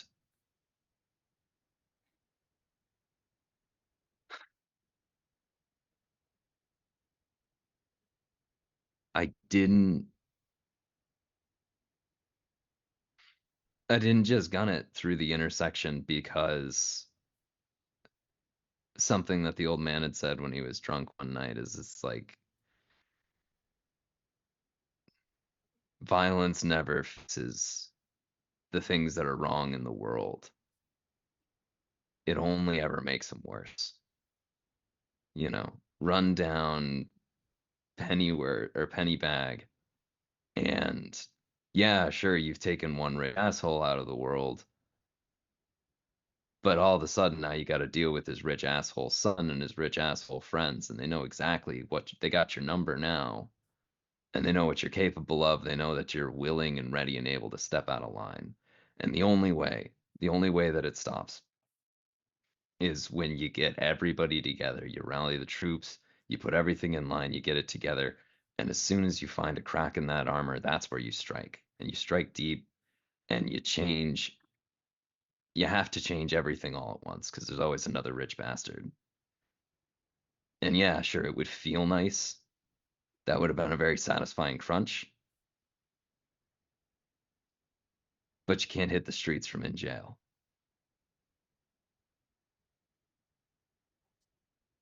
And of course, we cut to shots of Milburn's son, Malcolm Pennybags, his daughter, Maybelle Pennybags, and his 3-legged dog, Mildred Pennybags, all of whom are primed and ready to both take you out and sell drugs while they're doing it to the community.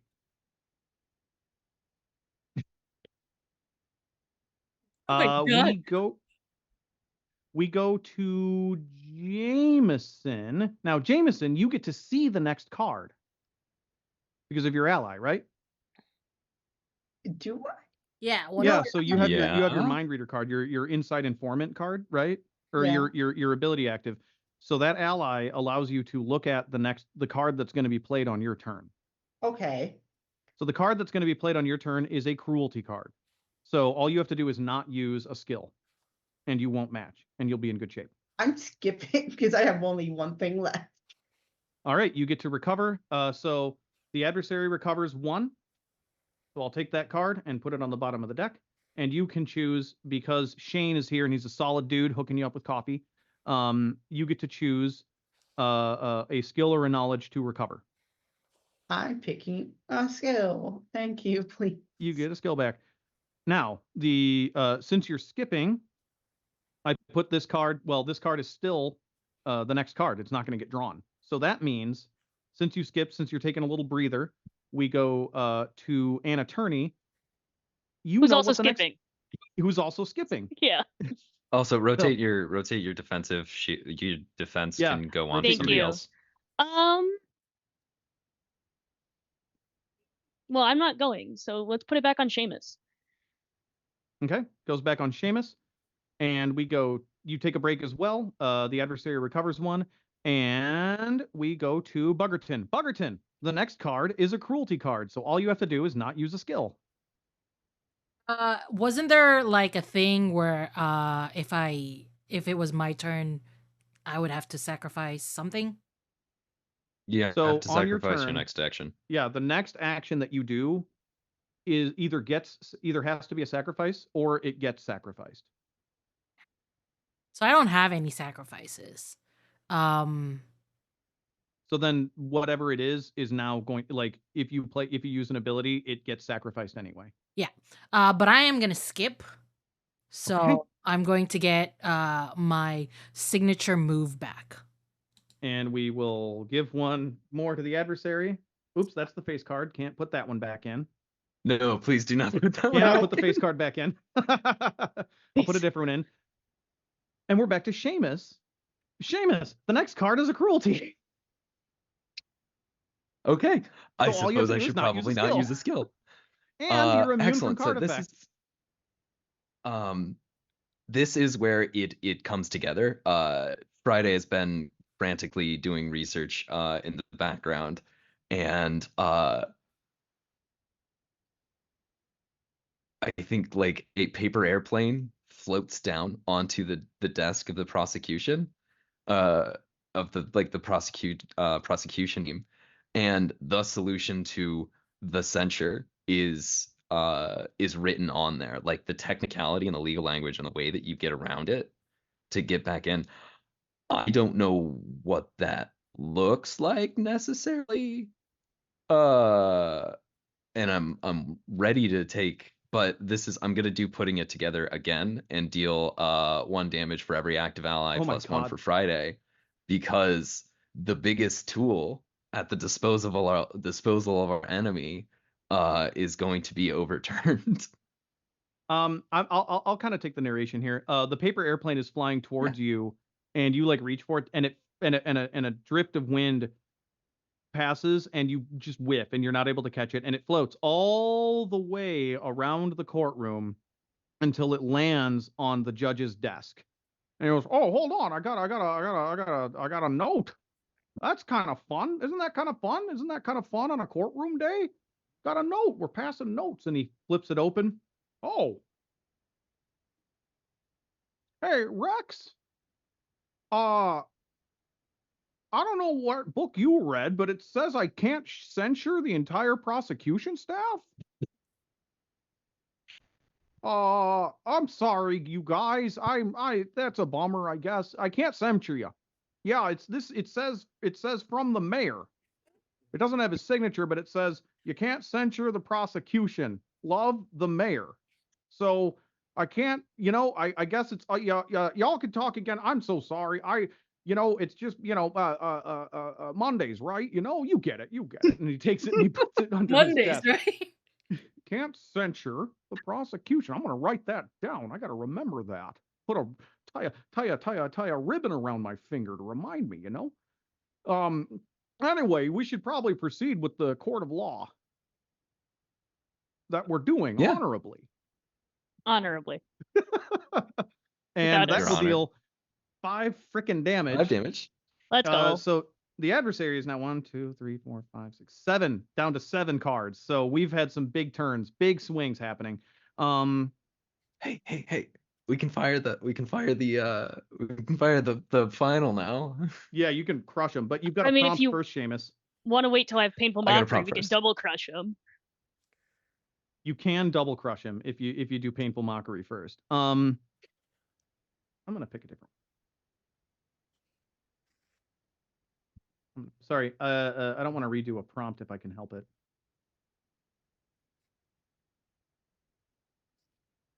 Which one is a cruelty, right? Hey, here we go. Yeah, it was a cruelty, but it would have been a repeat. I'm gonna grab a wrath Yeah. prompt that we haven't done yet. We actually Okay. haven't had any wraths yet because you guys keep getting them discarded. But I'll do a wrath prompt from it, just for fun. This one is very good for Seamus. Once again, a really good brooding one. Are you ready, Seamus? This one's extremely apt. I am always ready to brood. Oh, this is a big one. Seamus, you had a mentor. They were cruel, and in some ways you fear them even more than the adversary. How did they make you stronger? How did they make you weaker?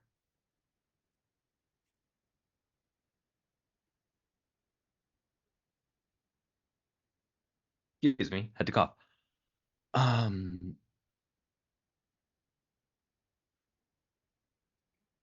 How did they make me stronger?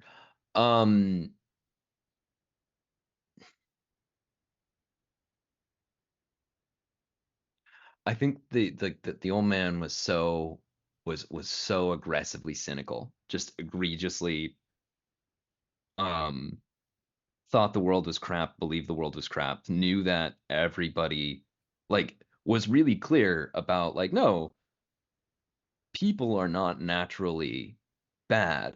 He was a dyed in the wool Catholic, hated Lutherans. It was like Martin Luther's whole dung heap metaphor, terrible. One of the worst things that ever happened. Stupid theses. Why do you gotta write so many? Yeah, and just like had this firm belief that humans were naturally good, but was so radically convinced, was so just like wholly convinced that we were living in such deeply inhuman conditions that it doesn't matter what the underlying condition of humanity is. The condition that it finds itself in is that everything and everybody's crap. And so like that hardened Seamus in a big way. Seamus took a lot of jobs that he wouldn't have otherwise because it was just like a paycheck's a paycheck. It doesn't matter if it's legal, it just matters if you get paid. And, sure, it's good to try not to hurt people, but you don't like the world is set up to be deeply adversarial. And if you are not out there taking swings and grabbing everything you can with both fists, then they're all going to take it from you. And that like hard knocks, that brutality, just like for the longest time made Seamus a really dour and almost brutal person. And it's only been more recently that when he's had these people come back into his life, like Friday's been a long-term project, but like but getting to know Anna and seeing that Anna actually can improve, can make that turn, kind of shooting the shit with Jameson, Buggerton, all of that stuff. That's I guess like the depression of it, but he was able to cope with the worst days because he had been taught to the old man had taught him to keep his nose to the grindstone and just one day, and that's one thing that made him stronger. And the thing that made him weak is kind of realizing now that we're coming to the end of this big project those days were just also so sad. And maybe life can be better with other people if you let other people in. And I miss that opportunity. And so that armor is starting to fall apart. Because ultimately cynicism is brittle in precisely that way. Jeez. Okay. We did say burgundy, but so like. Yeah, that was pretty deep. You're That welcome. was about as brooding as we get. After Seamus is Jameson.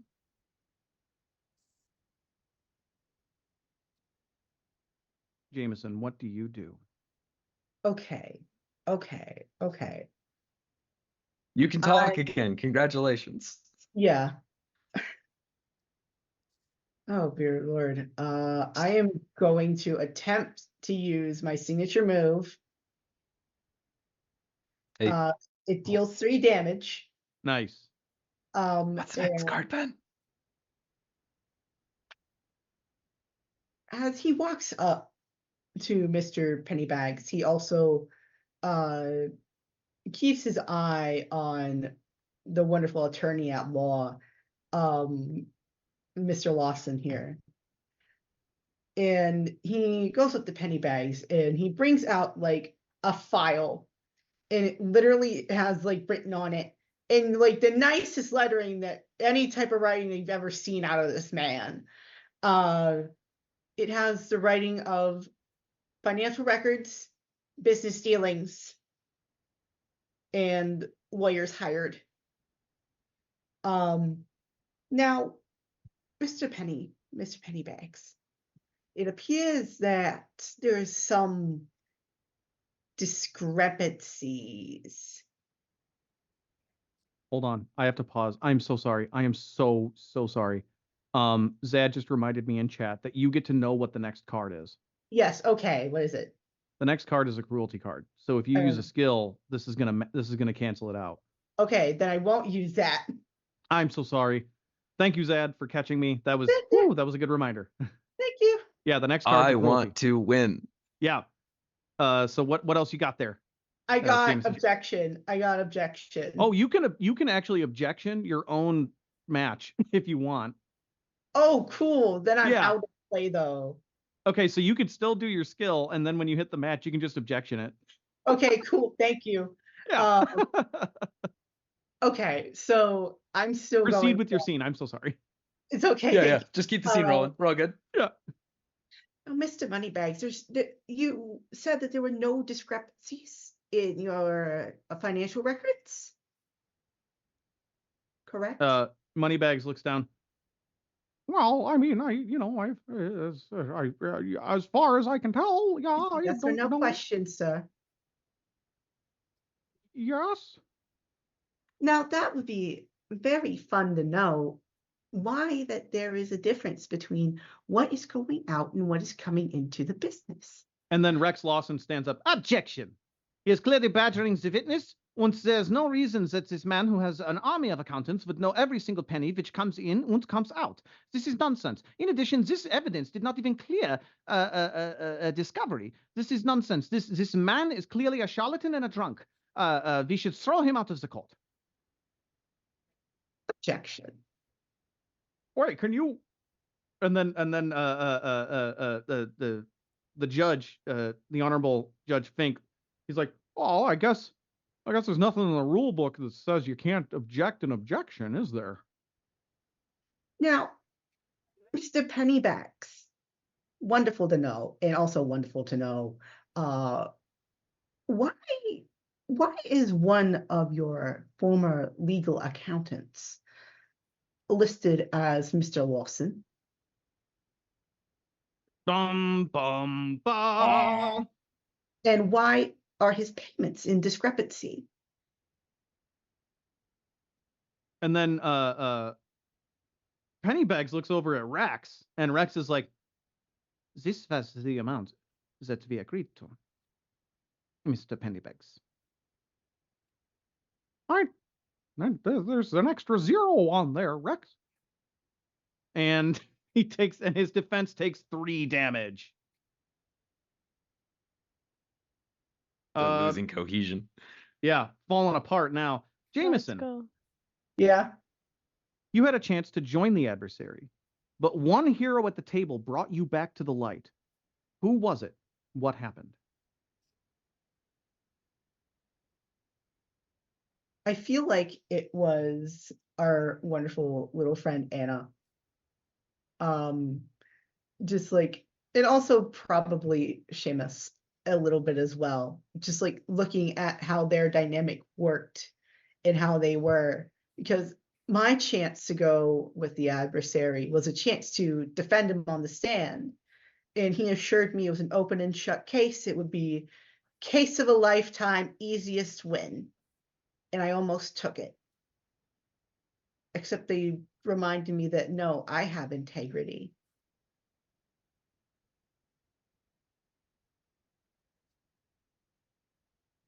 So good. This is so good. The drama. This is just too good. It's just way too good. I love it. An attorney, Yeah. your turn. Yeah. Me. Get out. Okay, bye. Yeah, I would like to do some painful mockery, which is if an adversary fizzles, it deals 1 damage. But I would actually like to not necessarily call it a mockery. What I have done is I have given Todd a manila envelope to put out in front of Rex.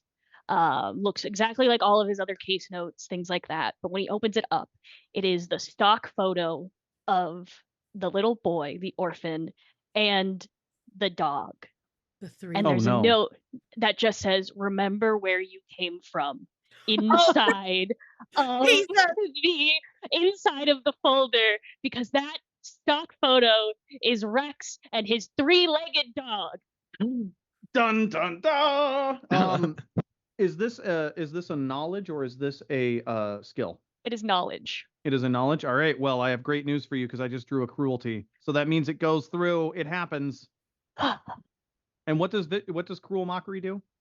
If an adversary fizzles, deal 1 damage, setting us up for our final Mess this dude up. final thing. Wait. How much health does he have left? 4? Not much. I think it's 4. Yeah, it's going to be pretty low. Pretty low. Yeah, you're gonna We've been body taking this some guy. swings. So cruelty. Choose a hero. Their next action is sacrificed. And make sure you move your shield. My shield. Yeah, I'll move my shield back to Buggerton because Buggerton goes next. Okay. And you said, Zad, you'll take one? I deal another 5. It's Could also just deal so another I will 5, take yeah. that sacrifice without too much hassle here. Okay, sounds good. Okay. And do you have any non-sacrifice abilities? I have no sacrifice abilities. Okay, great. All right. And then it stands. No damage is dealt this turn. All right. And we go to Buggerton. I have a Do I question. not get a prompt? Oh, I'm so freaking hell. I'm sorry. All right, my bad. Prompt? My brain. Oh, Let me Monday's be right. dramatic, then. I'm sorry. That's I'm my sorry. favorite thing. I'm sorry. Okay. I'm once again I pulled a repeat, so I'm just gonna grab one that we haven't done yet. Do it. Your family has a saying for situations like these. What is the saying? Which member of your family coined it first? The saying is just don't shit yourself before the finish line. Is the saying. And it was most definitely my dad who said it, quite frankly, because he was running a marathon and shit himself right before the finish line and like DNF'd.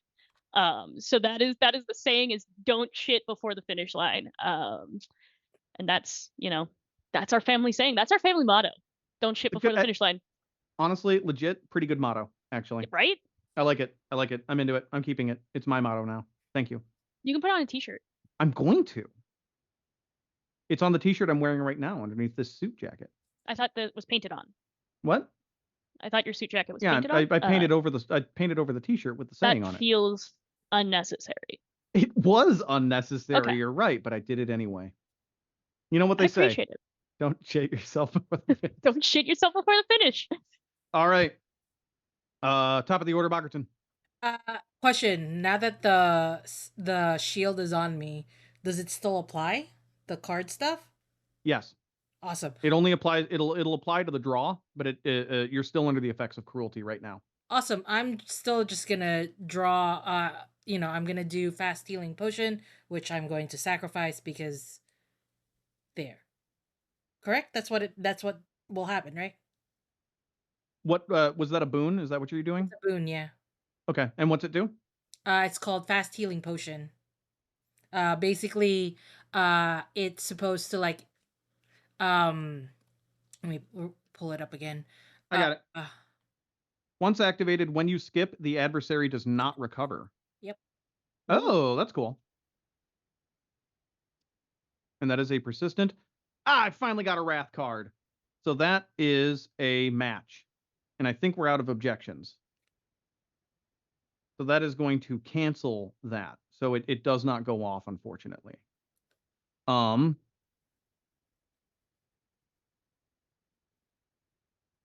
you go to quaff like whatever is going to help you recover, and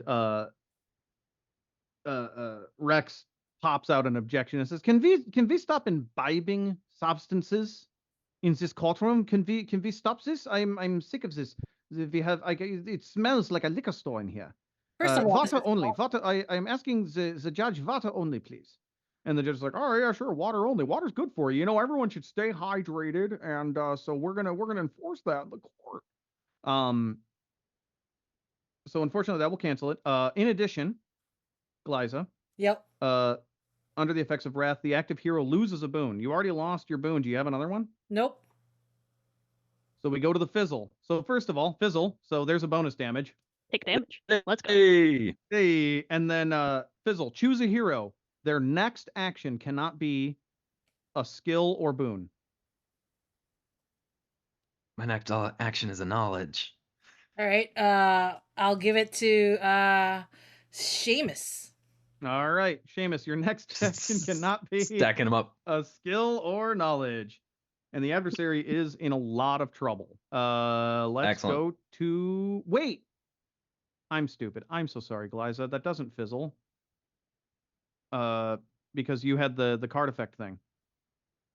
Oh, yeah. So yeah, Seamus, you're good.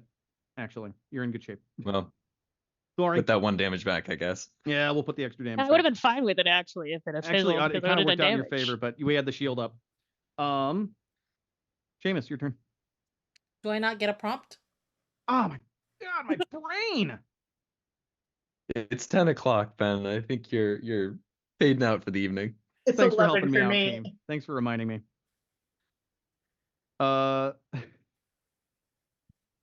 Before the final battle, you confided in a hero at the table. What did you get off your chest? How did that hero respond?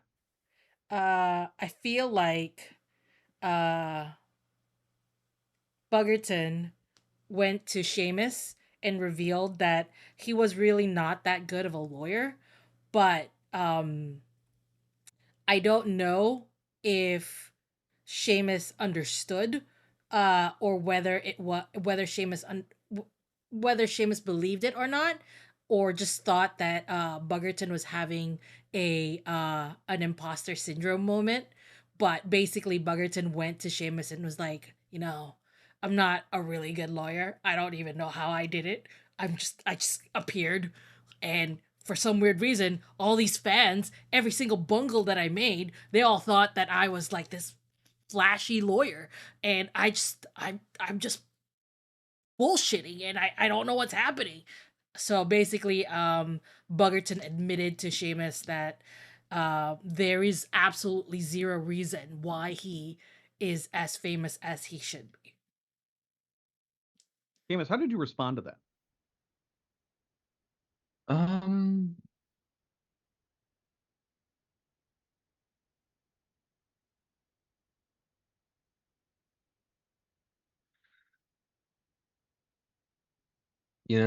The thing about imposters is that they're not actually doing the thing that they say they're doing. What they're doing is they're putting on an act.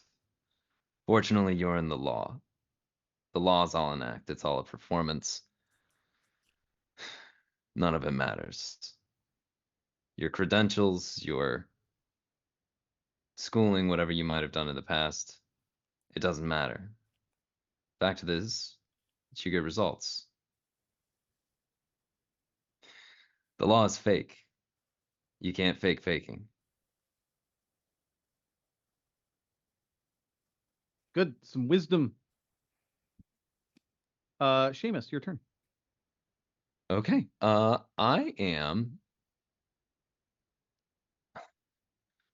think The kind of like adversary in has a bit of a 4 cards left. Oh man, do I just want to wreck Lawson here? Do it. Do it.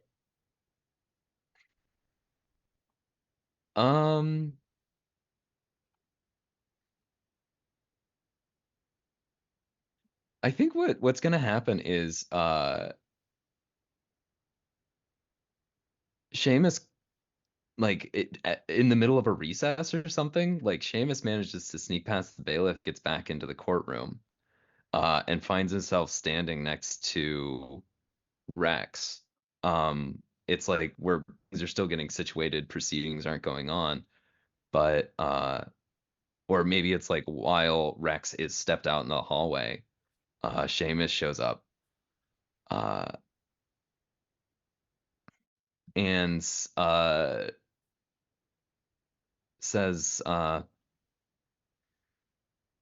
Rex, I don't know how we did it, but I think we maybe have you dead to rights.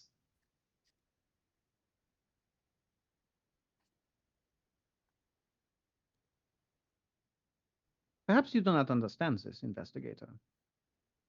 I am Rex Lawson. Win or lose, I always win, either in the ratings or in the courtroom. The game is mine, Yeah, regardless. well. Yeah, I know. Game's rigged, but it's the only one in town.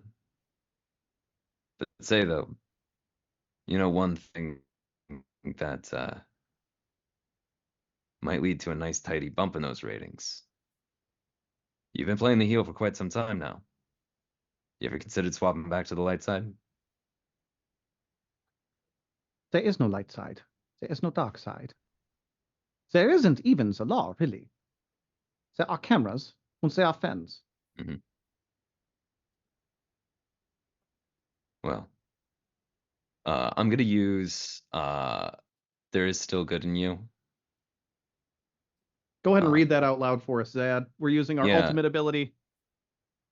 Every hero makes a passionate plea to redeem the adversary on their turn. During this time, all card effects except matches will fizzle as well. If this is sufficient to defeat the adversary by the beginning of your next turn, narrate the peaceful resolution of this to the session. Nice. So that is your turn. Activating the ultimate, Yeah. and so we will skip to. Oh, I don't also get to use my.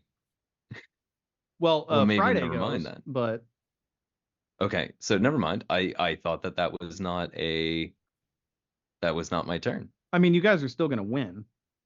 Well, yeah, but I wanted to land that. Okay. Oh, I think that'll be the. I wanted to kill him, but that'll be the conversation. The conversation will be you still got sorry, what was the line that you had set at the end there? there's no light, there's no dark. There isn't even any law.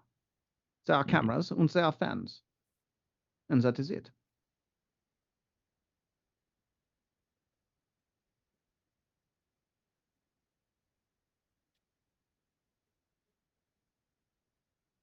Well, cameras and fans, those are all one thing.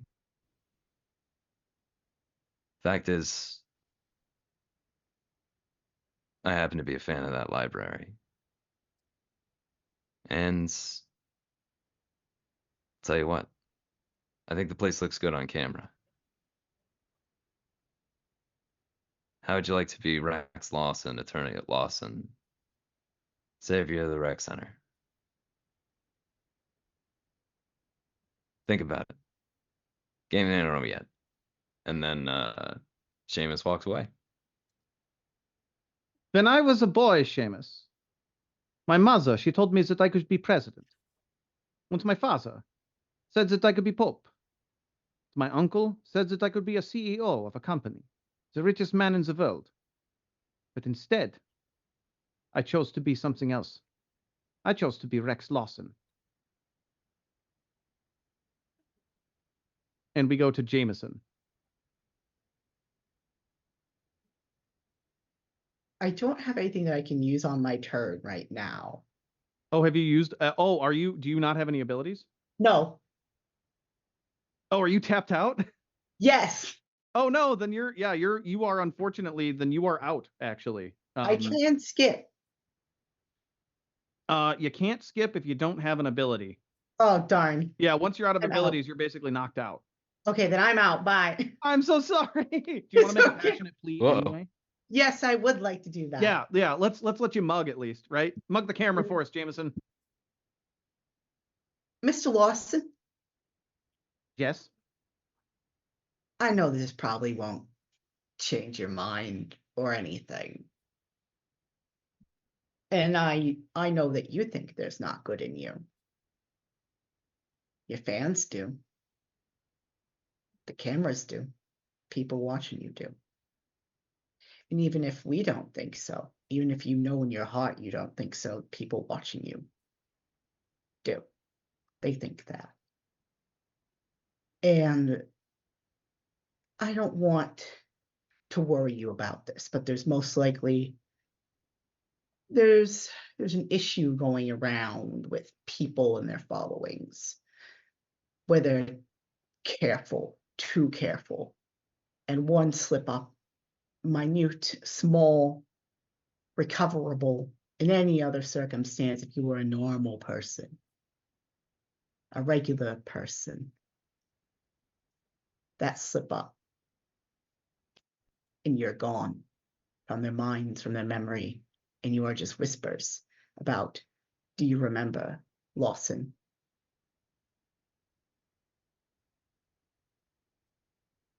This seems to move him slightly, but he shrugs it off and then simply says, "They do not care if my heart is good. They do not see this.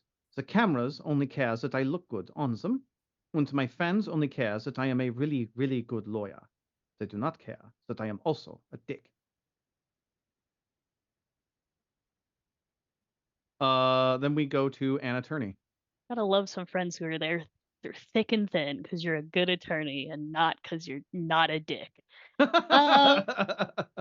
Yeah, I would like to use rousing speech, which is gathering every single person who has been a part of this trial as we're outside for recess. After the thing has been handed over that says, "Remember where you come from." Those two stock images of him and his three-legged dog. And she's just gonna get like really close. She's gonna grab his hand like in a very compassionate, caring way and go, "Rex, this is not you." And then like points to pictures like, "This is you. You used to love that rec center pool and library combination. That's where you used to spend all of your time, and I know this. This meant so much more to you than money ever did. Look at all of the people around who this means so much to. Don't you want more people to have the chance to grow up and be more attorneys at law, more confident in themselves, and more happy?" And I will do 1 damage for every active ally, which I believe is 4. Is this a skill or a knowledge? It is a knowledge. Ooh, lucky, because I just pulled a cruelty. So that fizzles. Oh, so he takes another damage. That's and fine. then he takes another damage, and then he takes 4 damage. He's only got 1 card left. Let's go. Boom! And that's it. Rex Lawson is defeated. And By the power Rex of looks up, compassion. and there's tears in his eyes. Can I just deliver my own speech? Oh, yeah. Absolutely. okay. Hit him. I Hit was him while he's down. signature move. You know, my signature move. I'm gonna Which go one? with him. I'm gonna ask him, "Hey, what's your name?" My name is Rex Lawson, attorney at law, son. And then I turn around and I turn back. My name is Rex Lawson, attorney at law, son. My name is Rex Lawson, attorney at law, son. My name... I love that dog. I love that dog. And you, and he points at Pennybags, you've made my dog sell drugs to children at the rec center. And the judge, oh, hold on, Mr. Lawson, or I'll hold you in contempt. I hold you in contempt. Because of my contempt for you. You are the dishonorable Judge Fink. Sir, I've said it. Lawson out. And Lawson snaps his fingers and about faces and leaves with the camera crew following him. Now, let us narrate. Everyone take a turn and narrate a peaceful resolution to the scene, to the whole, project out as far as you like. But start with Seamus, please.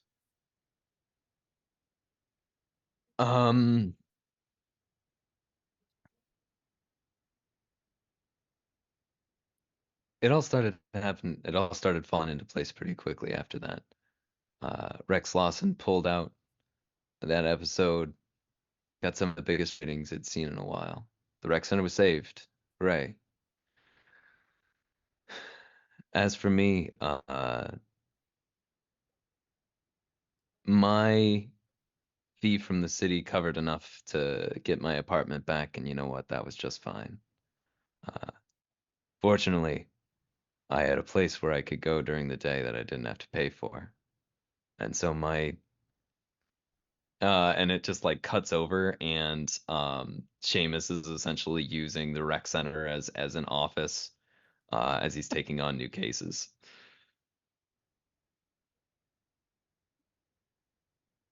Jameson. The rec center was safe, of course. Seamus had a new office. And eventually, Pennybags did go to jail. The evidence that I brought up in court over the money eventually got him put away, especially with the notarizing. How did you pull a Reagan? How did you pull a Nixon? How could you screw up that badly?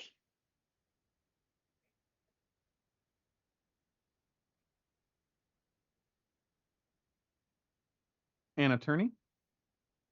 Your epilogue? Yeah, you see Anna has finally done the thing she has needed to do, which is to be on the right side of the law for once. And with that, she retires. She's done with law. She's done, which is weird because her name, but she's done with law. That's weird. And instead becomes a librarian at the rec center pool and library combination, allowing herself to continue to read legal texts, allowing herself to still stay connected with the community. And every so often, she will help Seamus along with some of his sleuthing as well. There is a brief moment where you are stocking some books, and you hear over your shoulder, "Wait a minute. Can I see that one for a moment?" She turns around, hands it over to Rex. And you turn around, and there's Rex in his suit, no cameras, and there is a small Rex, about 9 years old, standing next to him. Hello, Anna. It is good to see you. This is my son, Max Lawson. He is studying to be an attorney at law, son. Your son is studying to be an attorney at law, son? Yes. He is going to be Lawson's law son. Of course. He thinks it's awesome. I was wondering if it is not too much trouble, since his mother is out of the picture. You know, Susan Lawson, attorney at law, son. She's also an attorney. Understood. Indeed, we met at law school, son. Was she a divorce attorney? Is that? Yes, she took me for just about everything that I was worth, hence the TV show. I was wondering, would you like to perhaps get some coffee? There is a coffee shop at the rec center. I helped them with the license. I would love to. Excellent. Go on and play in the pool, Max. The shallow end, son. And Don't forget your Bog- water wings and your sunscreen. No, water wings are unsafe. We know this. They are not up to code. That's true. Here, There have take been the tube. lawsuits. Take the tube with the little thing in the middle where you put your legs through it. That's fine. It's actually more dangerous than water wings, but that's fine.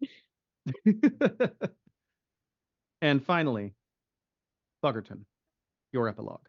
Buggerton does eventually reach his dream of being king of the lawyers. King of the lawyer. He worked hard, and he finally reached it. After a long, hard case, he comes home, looks at, his family pictures, him with his husband. It's Shane. You see, Aww. You see? Shane asked Buggerton out one day, and Buggerton, in true, spy style, said yes, just to see, like, what's going on. How is this man going to trip me up and make me fail? So they dated. But deep in Buggerton's heart, he knew that Shane had only evil in his heart for him. So they dated for a while. A year came, 2 years. Shane, kneeled and proposed. And Buggerton was like, man, this guy is serious about trying to take me down.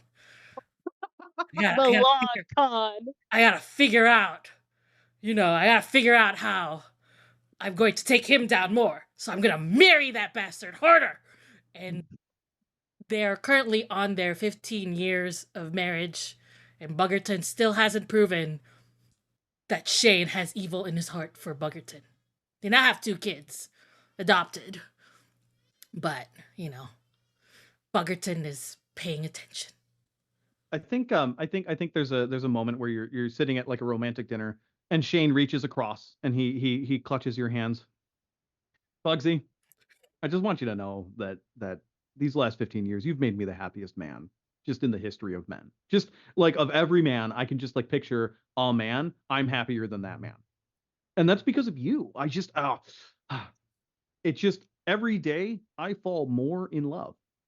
And it's astonishing. I didn't think it was possible, but I wake up the next day thinking, okay, this is the day my cup's going to runneth over. And you know what? It doesn't runneth over. There's still more room. And you're such an amazing communicator. When we've got problems, you're just really willing to lay it all out.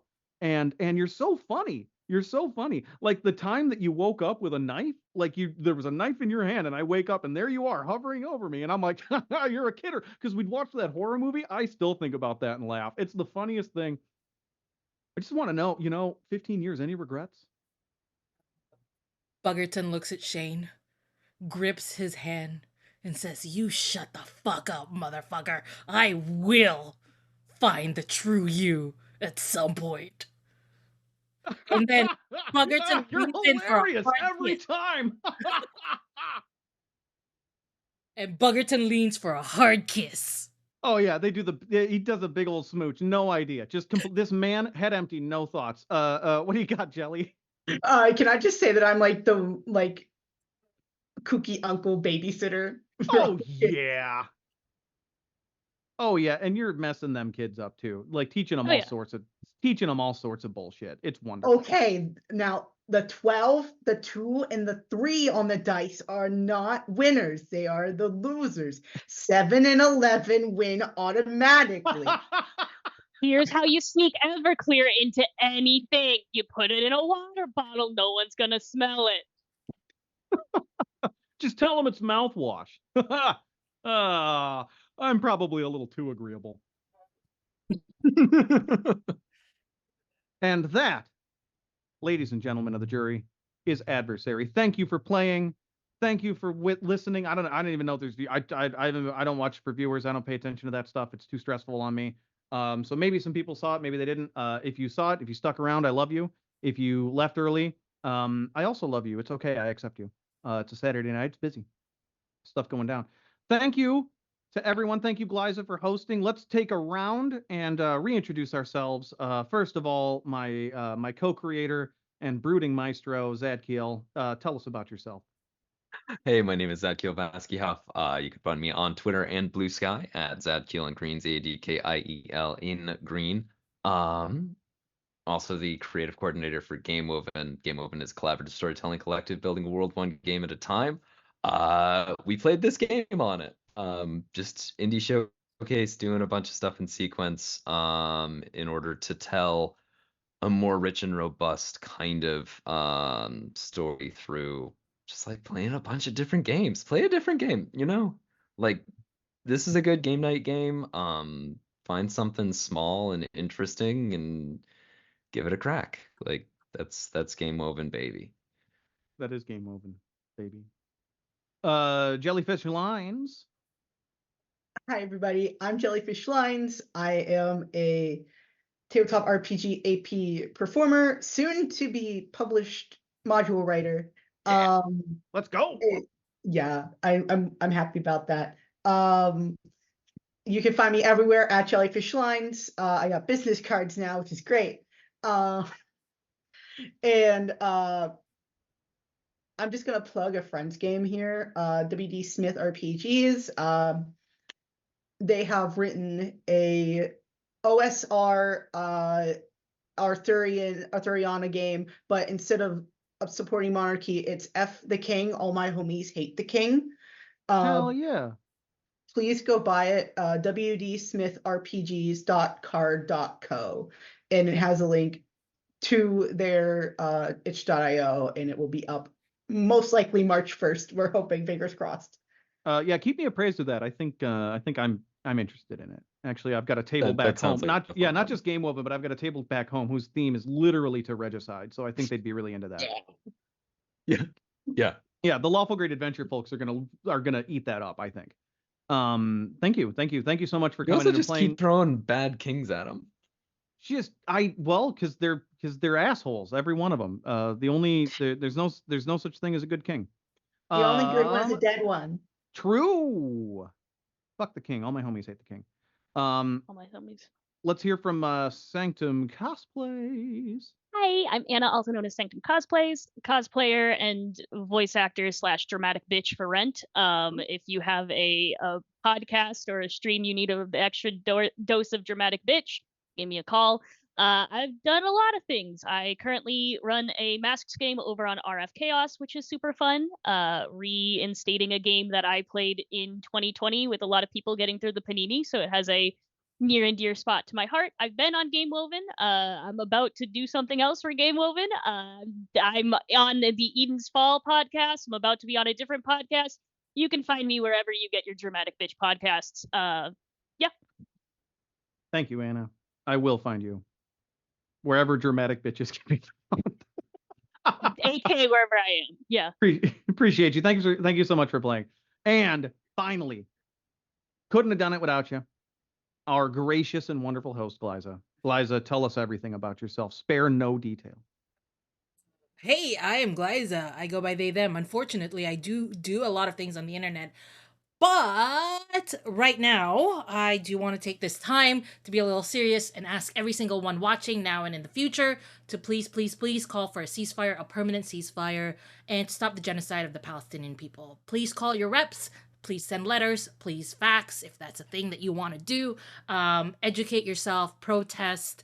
If you need help in educating yourself, there's this wonderful website called decolonizepalestine.com. But really bring the truth of what's happening to the public. Witness for yourself and talk to somebody about, Palestine. Because from the river to the sea, Palestine will be free. Yeah. Thank you, Glyza. Thanks you all once again for playing. Thank you everyone for listening. That was Adversary. I'm TT Benjamin. You can find me on Twitter at TTBenjamin1. I'm also on Game Woven and a whole bunch of other stuff. I also co-wrote this game, Adversary, which we played. If you're just tuning in, goodbye. Bye. Bye. Bye.